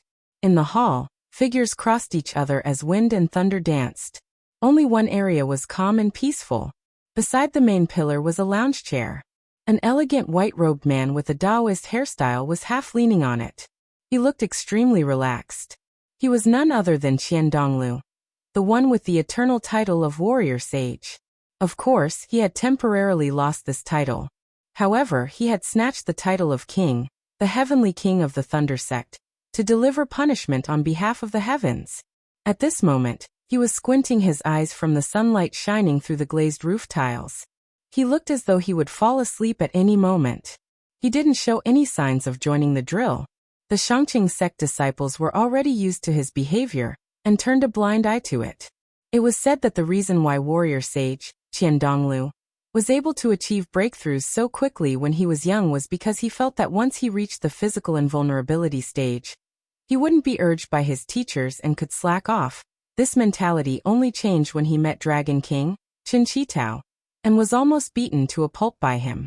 Unknowingly, time flew by. Peng Liyun stopped and rested for a while. Not bad. You're progressing fast, said Qian Donglu with a smile, looking at Lu Cheng with no proper posture.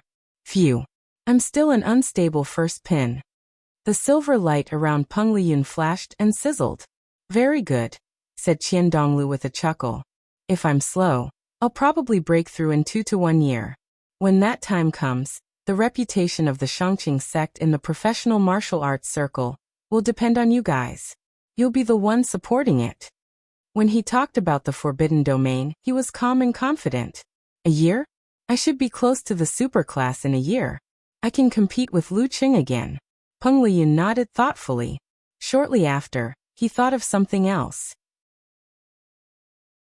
I've been working hard to modify the unique skills of the Thunder sect with modern physics research, but to no avail. Thunder and electricity have been clearly separated. Electricity is an electromagnetic wave, a manifestation of one of the 4 fundamental forces. The weak interaction force and electromagnetic force have long been unified. I'll probably be poor for 10, 20 years, or even a lifetime on this path of modification. As he pondered, he felt a tingling sensation all over his body. Shortly after, he woke up. You're in a daze again, said Qian Donglu with certainty and not doubt as he got up slowly.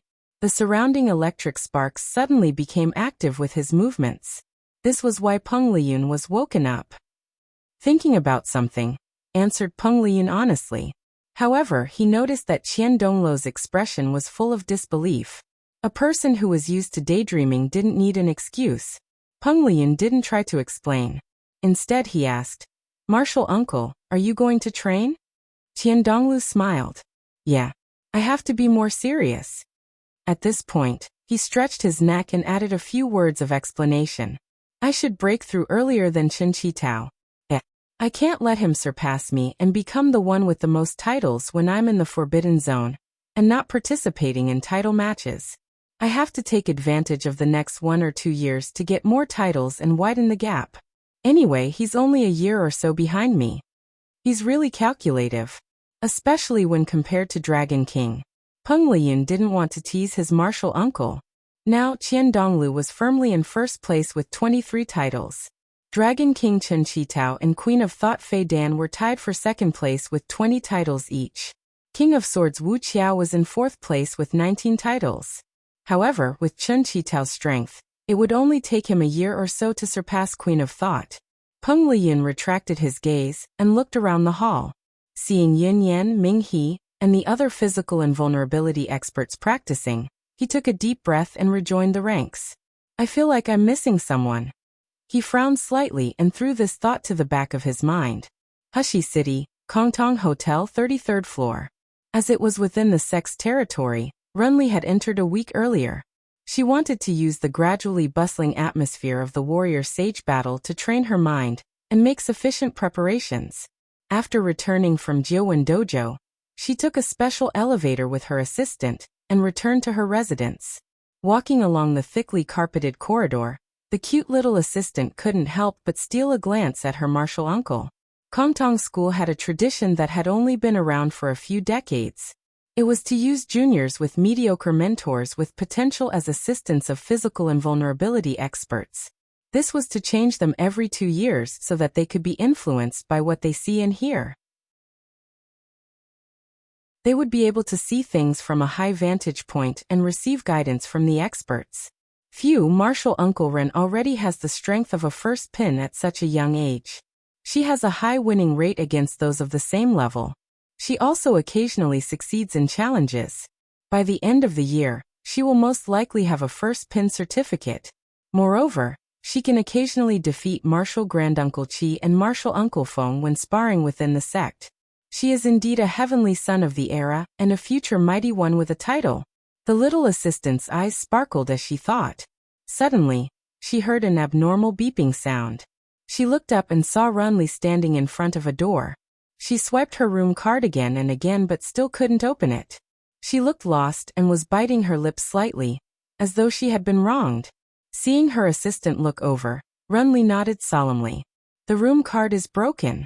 The assistant was stunned for a second. She immediately raised her head and looked at the room number. Then she covered her face and said, "Marshal uncle, this isn't your room. One ending with an 8, and the other ending with an 0. How could I get it wrong? I just got distracted for a moment. How did it become like this?" "I see." Runli suddenly understood and said confidently, "I was wondering why I couldn't open it." After saying that, she turned around and walked away. Then she was pulled back by her assistant and silently pointed to the other side. After the matter was corrected, the real door was in sight. The assistant heaved a sigh of relief and said half-jokingly, "Marshal Uncle Run, the door was closed." "Marshal Uncle Run, it's a good thing that the door to the room is closed. Otherwise, what if there's an overbearing president inside? Someone once said this to me." Renli's memory was evoked. "Then what did you say?" the little assistant asked curiously. "I forgot. If it was now, he would do whatever he wanted."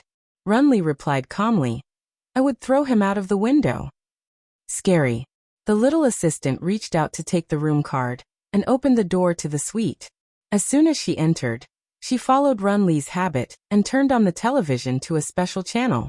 There was a program on the screen, and the guest commentator said passionately, "The challenge of this competition is to see who can stop the warrior sage. We have listed 4 candidates. Based on their performance over the past year, they are the best of the best. They are Kirin Dongbaxian, God-slaying saber Lu Yongyuan, Wisdom King Ji Hai, and Sky-shaking Ho Lu Chung, who wants the title of God King."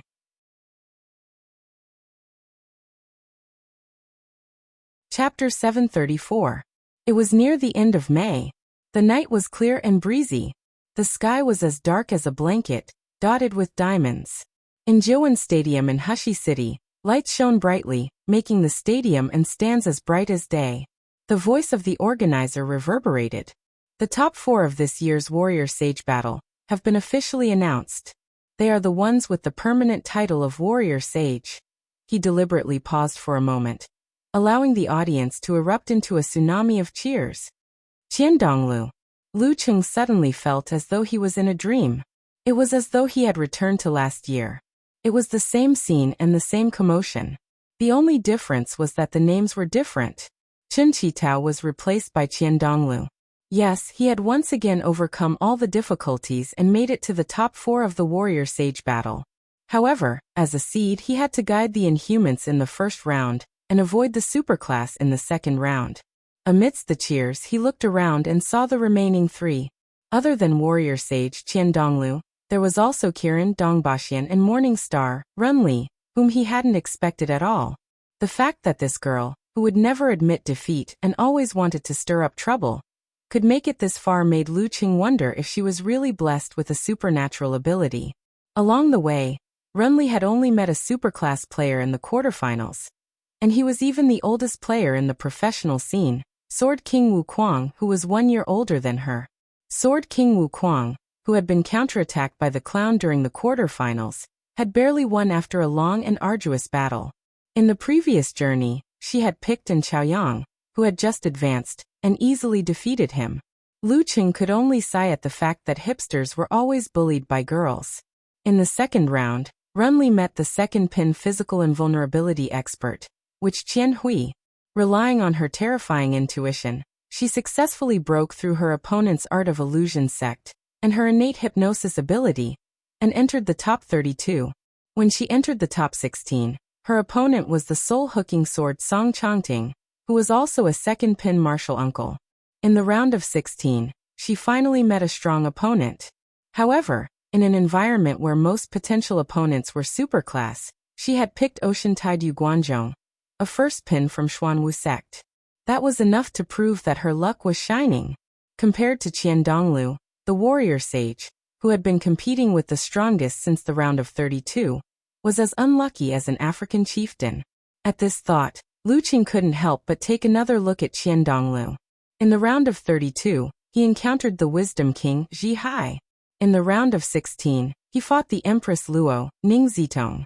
In the round of 8, he fought the god-slaying saber Lu Yongyuan.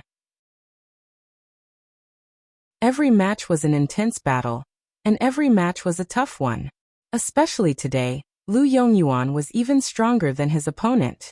The more he fought, the crazier he got. He almost proved himself once again, and almost defeated the warrior sage. Although he failed in the end, he almost severely injured the warrior sage. By the time of the semifinals the day after tomorrow, he could at most recover 70%.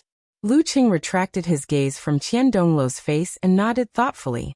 Originally, this wasn't a big deal, but with Ren Li as a comparison, the warrior sage seemed to be too weak. Of course, this wasn't to say that Ren Li relied on pure luck. In the previous few titles, her luck had always been good, but she didn't achieve much. Now that she was in the semifinals, it was more because she already had the standard of a first pin. With this foundation, her luck played a role. In the past, she might not even have been able to beat the Tide, Yu Guanzhong, let alone the King of Swords, Wu Qiao. Compared to her, he obviously wasn't as lucky. But looking at the warrior sage, he seemed to be doing well. Not mentioning the first 2 rounds, he had encountered the living Buddha, Shi Shan, in the round of 16. With the combination of cultivation, mental strength, and a catching-up level, he finally redeemed himself and defeated an opponent in peak condition for the first time. Although his mental strength was damaged after the match, and he was badly hurt and had a splitting headache, the 9 words formula was good at treating such problems. By the time of the round of 16, he had basically recovered, and didn't have any hidden problems. Lu Cheng's opponent in the round of 16 was the priest. After a long time, he once again encountered him in a crucial official arena. Relying on his advantage in strength, he won after a fierce battle and didn't suffer any injuries.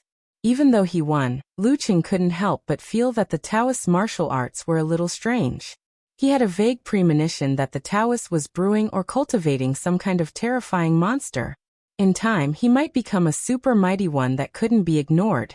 Thinking of his own advancement process, Lu Cheng couldn't help but think about the things that Peng Liyun had hidden in the unique skills of the Thunder sect. To be more precise, it should be called a train of thought. Lu Cheng. The roaring of the audience woke him up. Inexplicably, the scene of the quarterfinals flashed before his eyes. His opponent was Ma Xinghong, the long dike that protects the sea. His black tortoise sword, and the unique skills of the water sect were indeed extraordinary, and he deserved the title of superclass. However, Meng Qi had lived up to the pressure he received from the Dragon King, and his own growth over the past year. After solving many troubles, he finally won. Of course, the injuries left behind weren't light. It would be a blessing if he could recover 80 to 90% by the time of the semifinals. Amidst his thoughts, Lu Qing felt a throbbing pain in his back, chest, arms and legs. In the VIP box, the empty nest old man, Wu Molian, sat side by side with his good friend, Shi Zhengwo. Smoking his hand-rolled cigarette, he chuckled. The student has surpassed the master. You've taught a good disciple. Surpassed the master? Too early. Geezer sure snorted. Back then, if I had participated in the title battle, it would have been easy for me to win more than 10 titles. Unlike him, he hasn't even won the right to challenge once. There was no Dragon King and Warrior Sage back then. Wu Molian lampooned silently. Then he smiled. I see that you're quite free, coming here to watch the competition. Why don't you take in a few disciples and train them well so that they can contribute to the sect and the country? Geezer sure glanced at him and chuckled. It's not like you don't know me. It's good enough to have an unworthy disciple. Why would I have extra time for leisure? Tell me, Geezer Wu, is there a backdoor entrant who wants to be my disciple and wants to talk to you? You could have just accepted him. At least he's only slightly weaker than me. I've seen through you. You're even more lazy than me. Wu Molian avoided the topic. At this moment, the semi-finals were about to begin.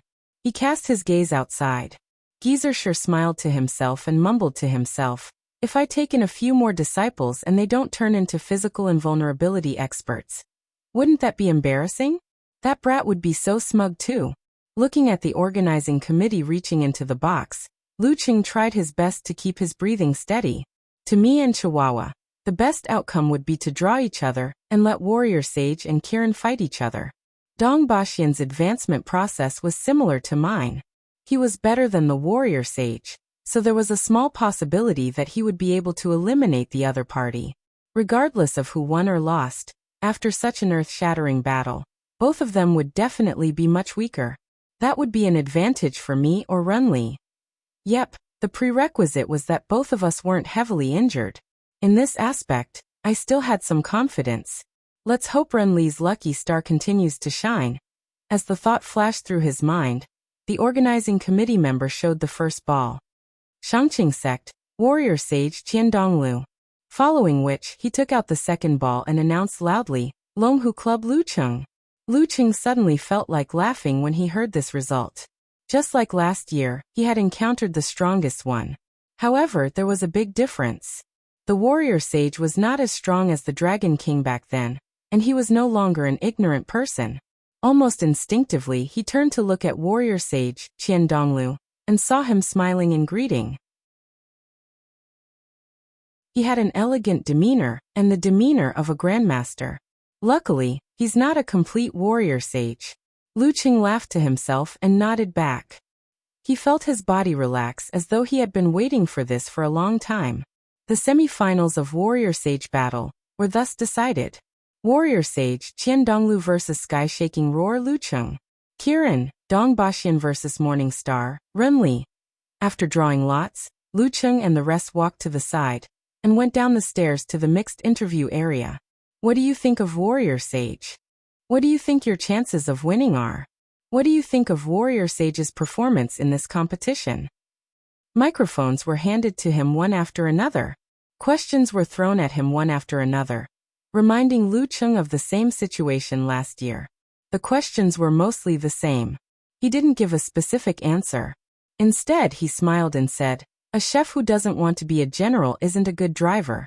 After finishing the interview with a similar attitude, he left and returned to the hotel. At this moment, the reporters suddenly realized a problem. The new semi-finalist Morning Star, Renli, who lived up to her reputation as a heavenly son, hadn't come for an interview. In a quiet corner, the round-faced assistant was frantically making a call. "Hello, Marshal Uncle. Where are you?" Now, assistants weren't allowed in the lot drawing ceremony. Soon, Renli's serious voice came from the other end of the line. "I'm here. The wall is on the left, the wall is on the right, the road is in front, and the road is behind." The assistant was dumbfounded. Sitting in the SUV, Lucheng took out his phone to check, but didn't see any reply from Yenjika. Entering her graduation period, she was so busy that she couldn't even attend to the competition in China at night and the competition in Connecticut in the morning. She even had to make time to check the results. Putting down his phone, Lucheng looked out of the window. The lights were bright in the morning and the neon in the night. Suddenly, a special reminder sounded. He picked it up and saw that it was from Yenjika. "Good luck." It was simple, just 2 words. It was as though he didn't forget to take a peek when he was in a hurry. Whenever he had the time, he would press his phone. Beep. A few seconds later, another message came. It was tight and urgent, but also very simple. "I have high hopes for you." Lucheng's lips curled.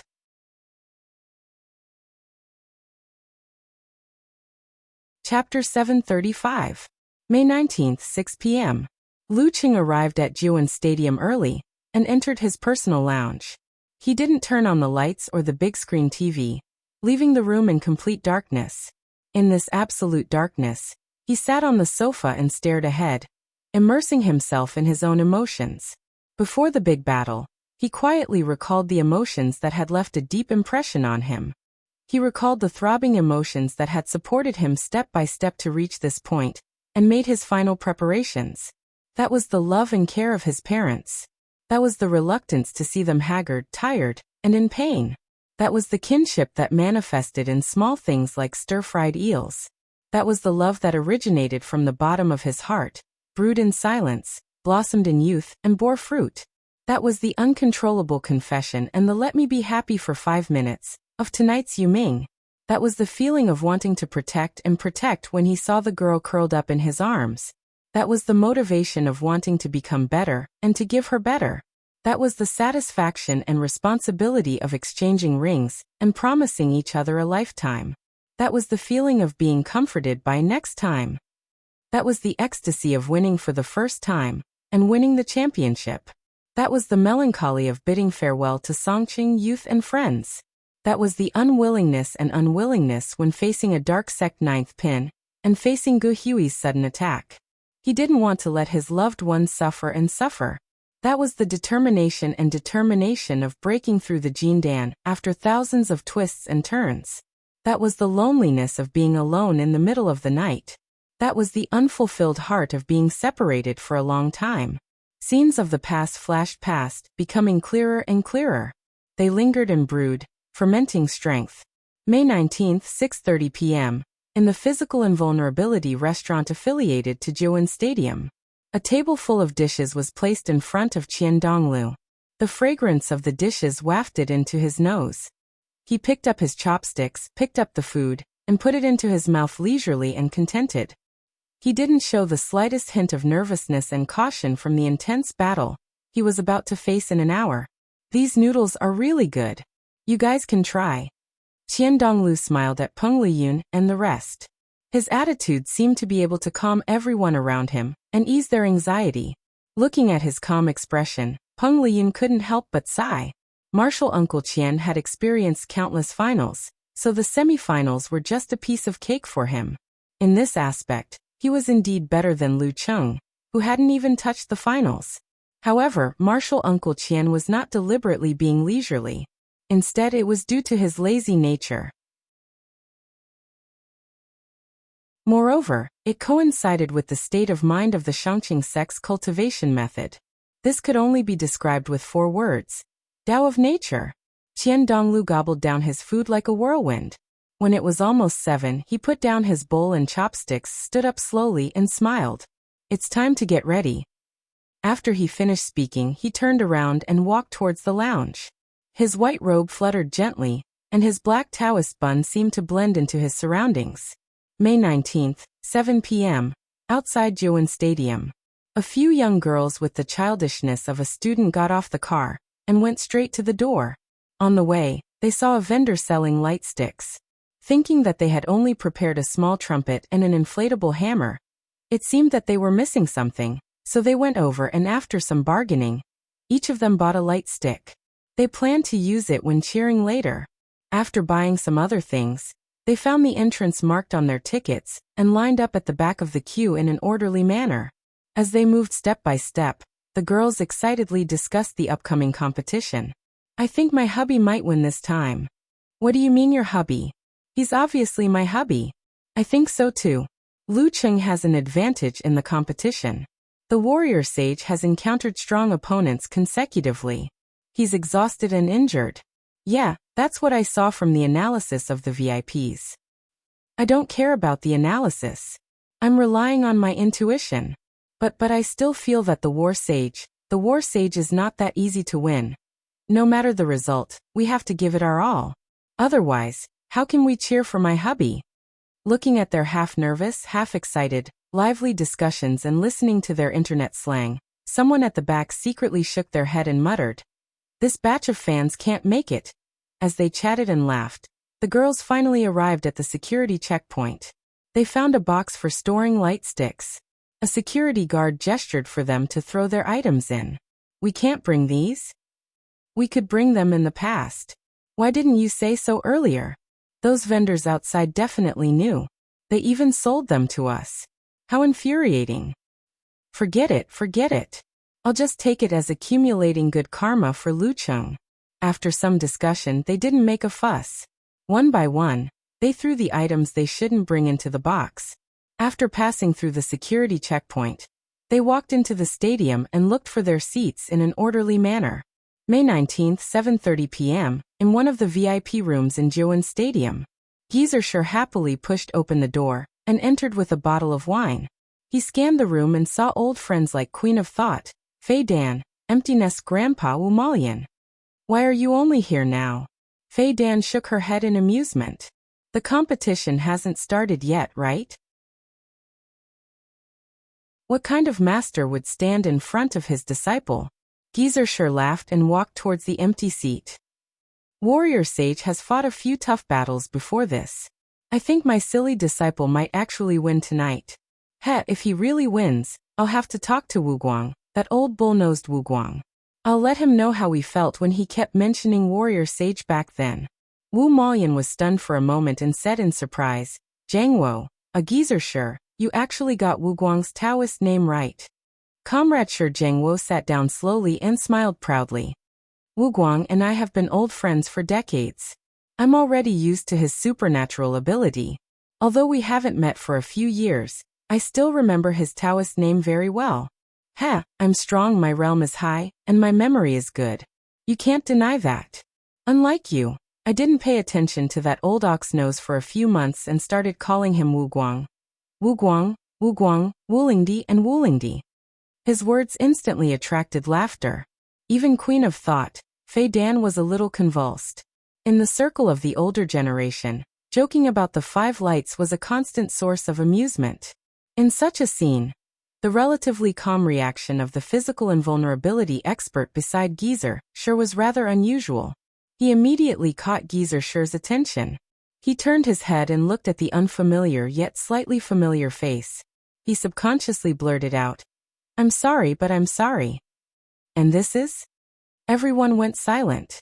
The physical invulnerability expert who was asked sighed and replied faintly, I'm Wuguang. May 19, 7:40 p.m., Jiuwen Stadium's reporter seats.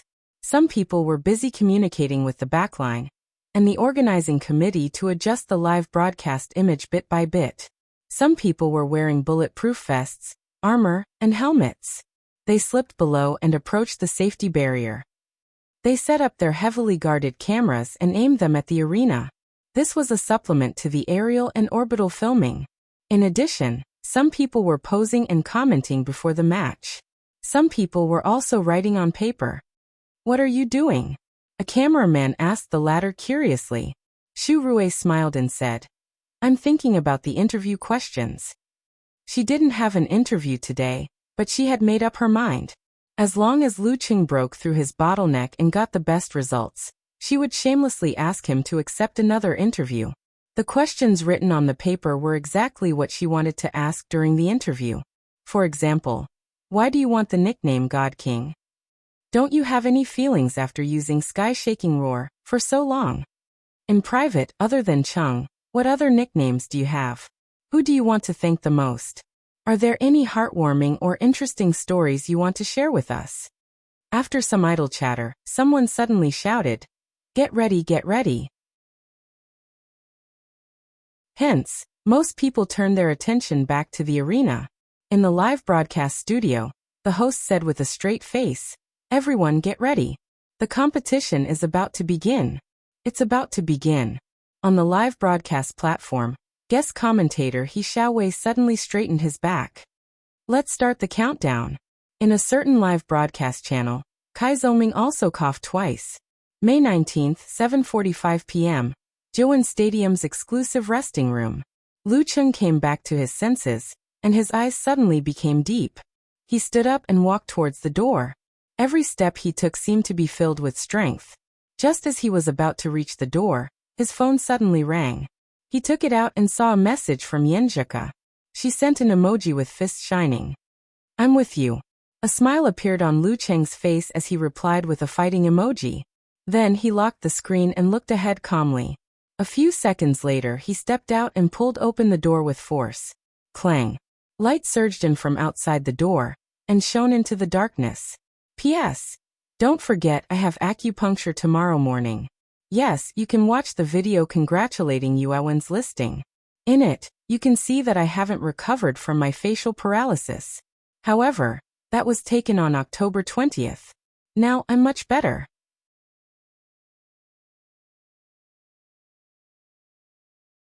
Chapter 736.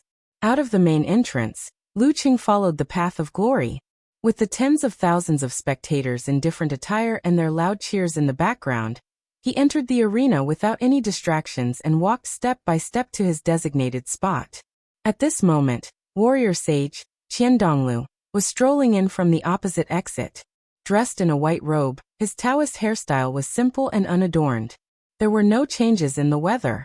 There were no dark clouds, low air pressure, or thunder. For a moment, Lu Qing felt that warrior sage was looking down on him. He recalled his battle with Dragon King. Both parties had tried to gain the upper hand by showing off their strength, resulting in heavy clouds, reverberations, and leaps of silvery light. Heat, hazy clouds, and crimson light. It was nothing like the calm and natural scene now. Natural?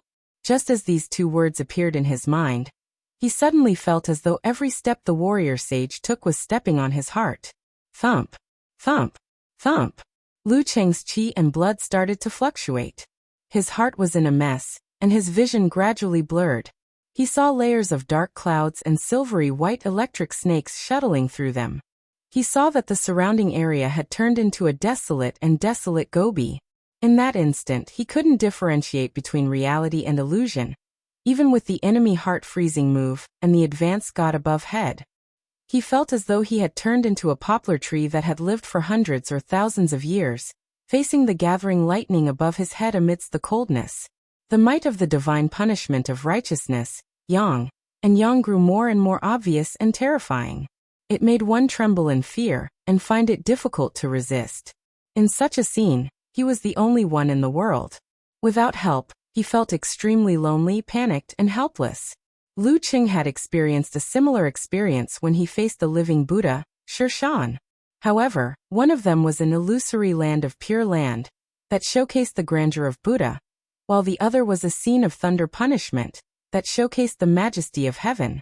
This meant that warrior sage, Qian Donglu, was no weaker than the living Buddha in terms of mental strength. In fact, he might even be stronger. Warrior sage is a little closer to the forbidden zone. Lu Qing didn't dare delay.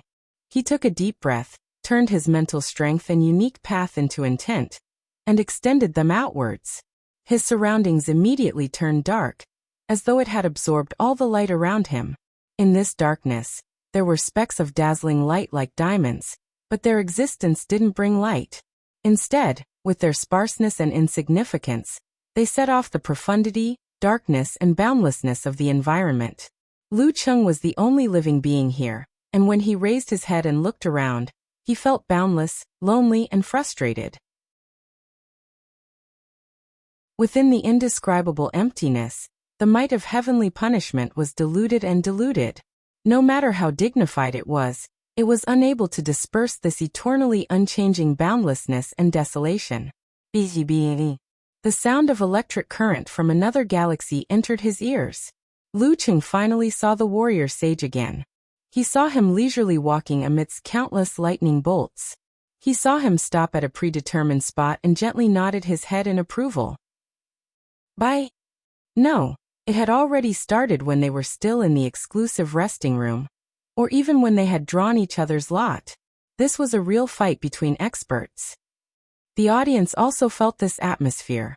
Their cheers and cheers unknowingly stopped, and the atmosphere was tense and oppressive. In a VIP room, Shi Jiangwo was silent for a long time. Finally, he let out a dry laugh and said to the physical invulnerability expert beside him, "Haha, it's been 5 years, right? You've aged a lot and changed a lot. I didn't recognize you the first time I saw you. That's why I thought you looked familiar. Yeah, this old man isn't affected by supernatural ability. It's just that Taoist Wu Guang's appearance has changed a lot. Plus, we haven't seen each other in a long time, so I didn't recognize him."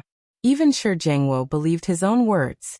Taoist Wu Guang looked up at him and sighed. "You didn't tell me about your birthday celebration."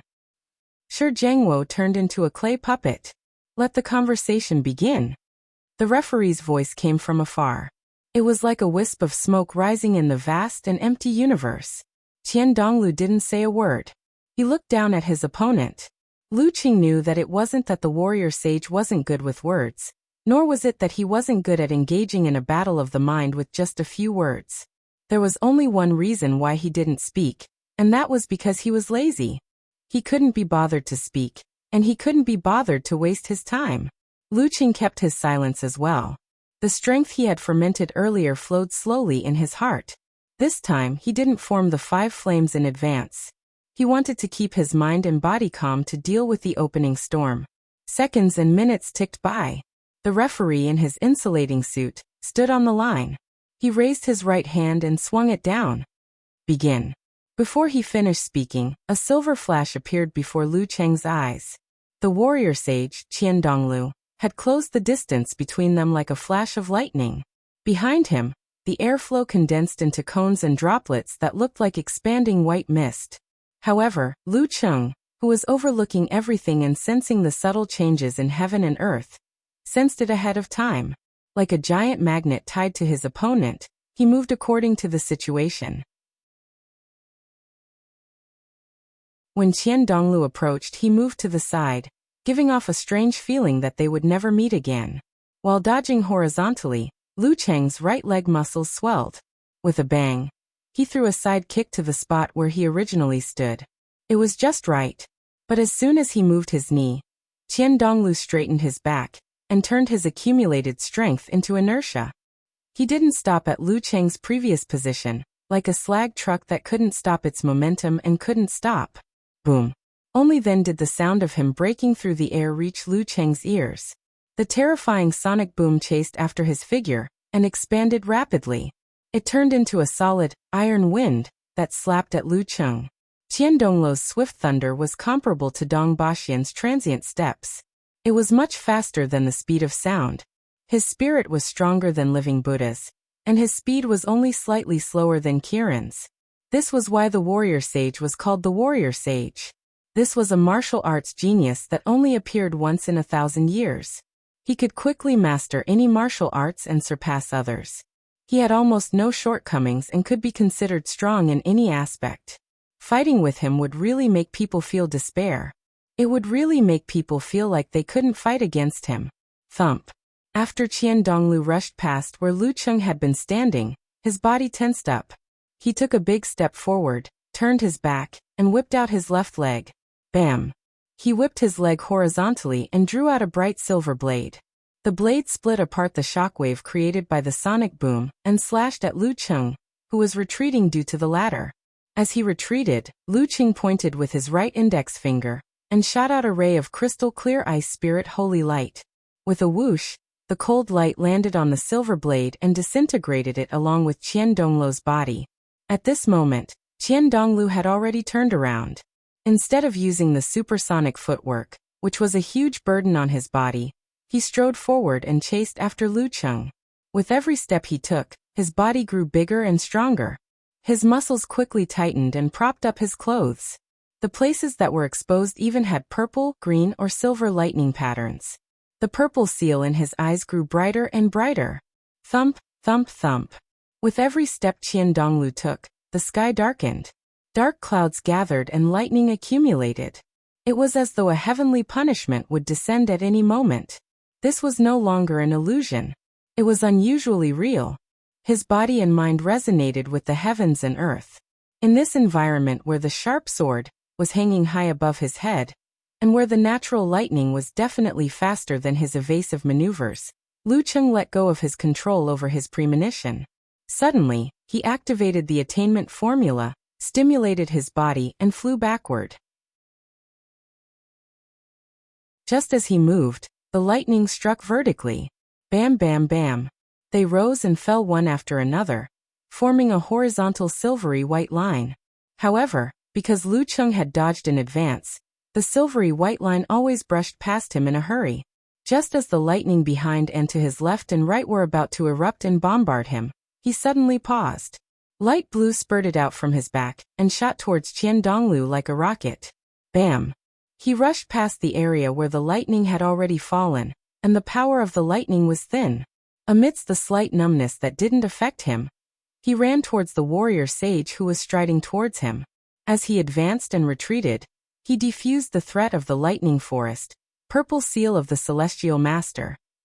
Bam! Halfway through, Lu Cheng strangely retracted his qi and blood and stopped. In his lower abdomen, a miniature universe rapidly formed. Bright stars moved and outlined a huge fighting art. Bam! His body expanded and his muscles bulged. Like an ancient giant, he took a heavy step forward and raised his arm towards the warrior sage, who was already near him.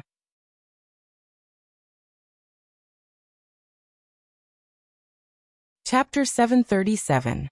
Clang. The arena shook violently as Lu Cheng and the warrior sage stepped forward. It was as though a plane was attempting supersonic flight at low altitude. Immediately after, the ancient giants collided. One of them had a lightning tattoo and was surrounded by purple electricity, while the other had bulging muscles and explosive strength. Bam! With a loud boom, Lu Cheng took 2 steps back. Tiny electric arcs jumped from his right fist and spread to his entire body, causing his hair to stand on end. Qian Donglu also took a few steps back. His arm was visibly shaking from the impact of the terrifying power. The numbness quickly deepened. Lu Cheng immediately retracted his qi and blood, using force concentration to alleviate the negative effects and stabilizing his body. But at this moment, his body was pulled by an invisible force and he couldn't help but stagger. His force concentration was disintegrated as soon as it was formed, and he couldn't fully dispel the numbness. Between him and the warrior sage, Qian Donglu, it was as though a mysterious rope was pulling at him. Once the distance between them widened, the rope tightened and pulled back. Under this pull, Qian Donglu was already leaning towards him. He lowered his shoulder slightly, as though he could move mountains and crush alloys. Bam! Lu Cheng threw a left punch with the explosive force of his incomplete dance stage, hitting his opponent's shoulder. His waist swayed backwards, and he took a step back to mitigate the force. This time, he didn't hastily use force concentration. Instead, he instantly formed a layer of crystal-clear ice around his body to isolate the electric charge and cut off the invisible suction force. As the ice wall formed, Lu Cheng's pupils suddenly shrank. Qian Donglu had lowered his waist and didn't give chase or pull at the rope. He raised his hands and suddenly clapped them together, as if he was slapping something, giving people the feeling that he was lifting something heavy with ease. Not good. Lu Cheng didn't have time to do anything else. He could only use the most basic method to pull at his spine and pounce to the side. Boom! A thunderous roar reverberated in Lu Cheng's heart, shattering his ice heart. His mind was sluggish, and he could only rely on inertia to maintain his body's movements. Fortunately, he had the enemy heart freezing move to block it, so he wasn't completely stunned. He immediately visualized the forwarding character and suppressed the remaining waves. Vizi. Qian Donglu opened his palms and pulled out a purple lightning blade as thin as a cicada's wing. As soon as it appeared, it struck Lu Cheng's body, ignoring the distance between them. The 8th move of the Thunder Sect. Thunder from a clear sky, cloudless thunder saber. Sizzle. Although Lu Cheng tried to dodge, he couldn't completely avoid it. The ice layer on his right rib shattered and a charred crack appeared. Purple electric arcs and strong paralysis were drilling deep into it. If he hadn't congealed the ice wall in advance, his whole body would have been paralyzed and he would have fallen to the ground. Moreover, the wound would have exposed his internal organs. Even so, half of his body was still numb, landing unsteadily. He staggered, feeling a bit uneasy. At this moment, Qian Donglu extended his body. Dark clouds immediately piled up in the air, and lightning snakes leaped about. Streaks of silvery white light streaked across the sky, setting off his tall and mighty figure. He was like the god of thunder, punishing on behalf of the heavens. Standing there, he gave off the feeling that this was how it should be. Zzz. Countless bolts of lightning gathered in his palm, seemingly transforming into a spear of execution. Bam! Looking down on Lu Cheng, Qian Donglu swung his right fist in the form of a punishing spear. The irresistible pressure weighed down on Lu Cheng's heart, causing it to beat wildly. Panic, fear, dread, and despair.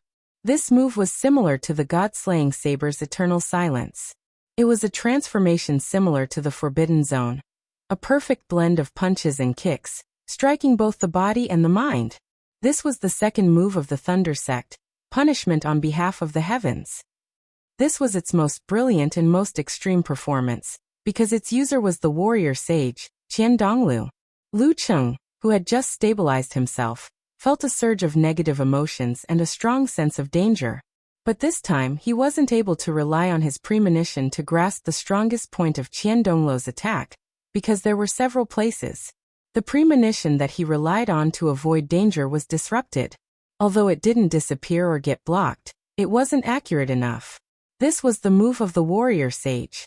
With a change of mind, Lu Cheng didn't use force concentration or the complete 9 words formula to break free from the mental suppression of his opponent. Instead, he unleashed the power and fermented emotions hidden deep in his heart. Similar desperate situations always felt familiar to him. They always filled him with unwillingness to fall into a deep slumber, unwilling to part with his parents, cuckoo forever. That was the strong desire to live on. Grasping this desire, Lu Cheng seemed to have returned to the state he was in when he met with the 9th pin of the dark sect and the cultivator Gu Hui. His body was clear, both inside and outside. His strength, ice, fire, spirit, and premonition were all mixed together, gushing out.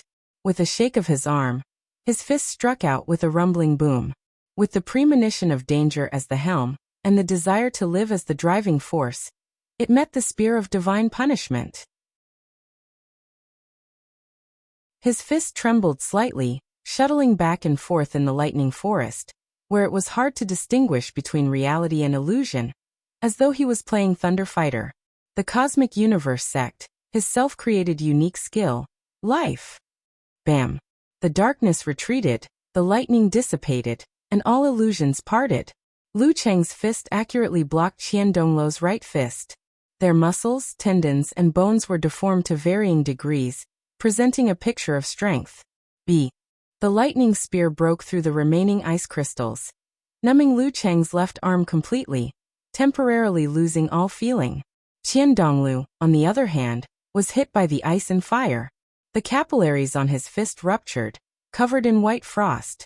In a head-on clash, Lu Cheng was clearly inferior, even if his opponent was the warrior sage with 70% of his HP. Bam! With a sidestep, he stirred up the wind and snow. Dodging to the side, he finally put some distance between himself and Qian Donglu with the help of force concentration. With a release of force, the numbness subsided, and his left arm barely recovered. Following which, he used the wind and snow to cover his tracks and approached Qian Donglu, initiating the fight. Logically speaking, the best way to fight the warrior sage, who was at 70% of his HP, would be to move around and slowly wear him down, avoiding his attacks and attacking his weak points. However, Lu Cheng believed that this would only lead to a miserable defeat. Not to mention the warrior sage's supersonic lightning-quick footwork. Just allowing him to unleash his full strength and build up his momentum without resistance was a very dangerous move. Once an expert at the peak of physical invulnerability like him got used to fighting and built up his momentum, he would be unstoppable. He could even put up a fight against an expert from the Forbidden Zone. His spirit could temporarily overcome the weakness of his physical body. Therefore, Lu Cheng's goal was to wear him down, but he was going tit for tat with his opponent. He was trying to interrupt Qian Donglu's build-up and prevent him from feeling satisfied. Bam! Amidst the howling wind and the falling snow, Lu Cheng flashed to Qian Donglu's side. Facing his enemy from the side, he bent his elbow and struck. Bam bam bam. Bam bam bam. He punched and kicked, using fire-like invasion. Every move was covered in purple flames and filled with heat. Together with his opponent's silver-white, green, or bright purple lightning, they painted a strange scene. Sparks flew and electric arcs danced. After 19 moves, Lu Cheng put his elbow in front of his chest. Combining all the strength in his body, he swung his arm forward, as though he was thrusting a spear. This time, his fist was no longer covered with Emperor Yen force. After 19 moves, the imbalance in his body had worsened, and the ice spirit had accumulated by itself. Relying on the uniqueness that was difficult to achieve in orthodox martial arts, he had reached the standard of a big move. Lament of the Ice Queen. Both parties were in a close-range brawl. Faced with such a punch, Qian Donglu seemed to have no way of dodging. He could only take it head-on. Let's see if the ice coffin could seal him longer, or if the thunder and lightning could break through it faster. At this moment, he slowly and leisurely punched out with his left fist. Bzz. The tiny lightning snakes leaping around returned and gathered together. Then, they transformed into a black lightning in the shape of a ping-pong ball. That works. Lu Cheng's pupils contracted, but he couldn't stop his momentum. The warrior sage could actually execute the 9th move of the Thunder Sect, Yin-Yang Reversal, Devourer of Dark Destruction. Compared to before, his realm had increased again. Or rather, he hadn't had the opportunity to use it in his previous matches. After all, he was the only physical invulnerability expert of the cosmic universe style. Poof! Lu Cheng's fist was blocked by the black lightning ball. The accumulated lament of the Ice Queen was like a flood that fell into the sea, unable to create any ripples. However, the black lightning ball didn't explode. Instead, it gradually dimmed and disappeared, as though it had been frozen. In such a collision, Lu Cheng's body froze. For a moment, he felt as though his spirit was being devoured. Suddenly, he saw the warrior sage retract his hands. His palms were about to close and strike again. Again. Lu Cheng didn't think too much about it. Fire force erupted from the soles of his feet. Pale blue flames spurted out as he flew backwards. Qian Dongluo's palms stopped in midair, facing each other. Between his palms, countless thunderbolts were born and extinguished and reborn. An extremely terrifying mental force suddenly locked onto Lu Cheng, causing him to abruptly stop flying. He felt as if the world around him had been isolated, boundless, and desolate. All that was left was the thunderstorm that was about to destroy everything and bring an end to everything. Restriction Sect, Shangqing Chapter, All Living Things Die. You're tuning in to the Li Mei's Sword of Destiny YouTube channel. We're so grateful for your support, and don't forget to subscribe to join us on this incredible journey through captivating stories. Your generosity through donations truly makes a world of difference, as it's the primary source of revenue that allows me to expand and enhance this channel for you. Thank you from the bottom of my heart for being a part of this adventure.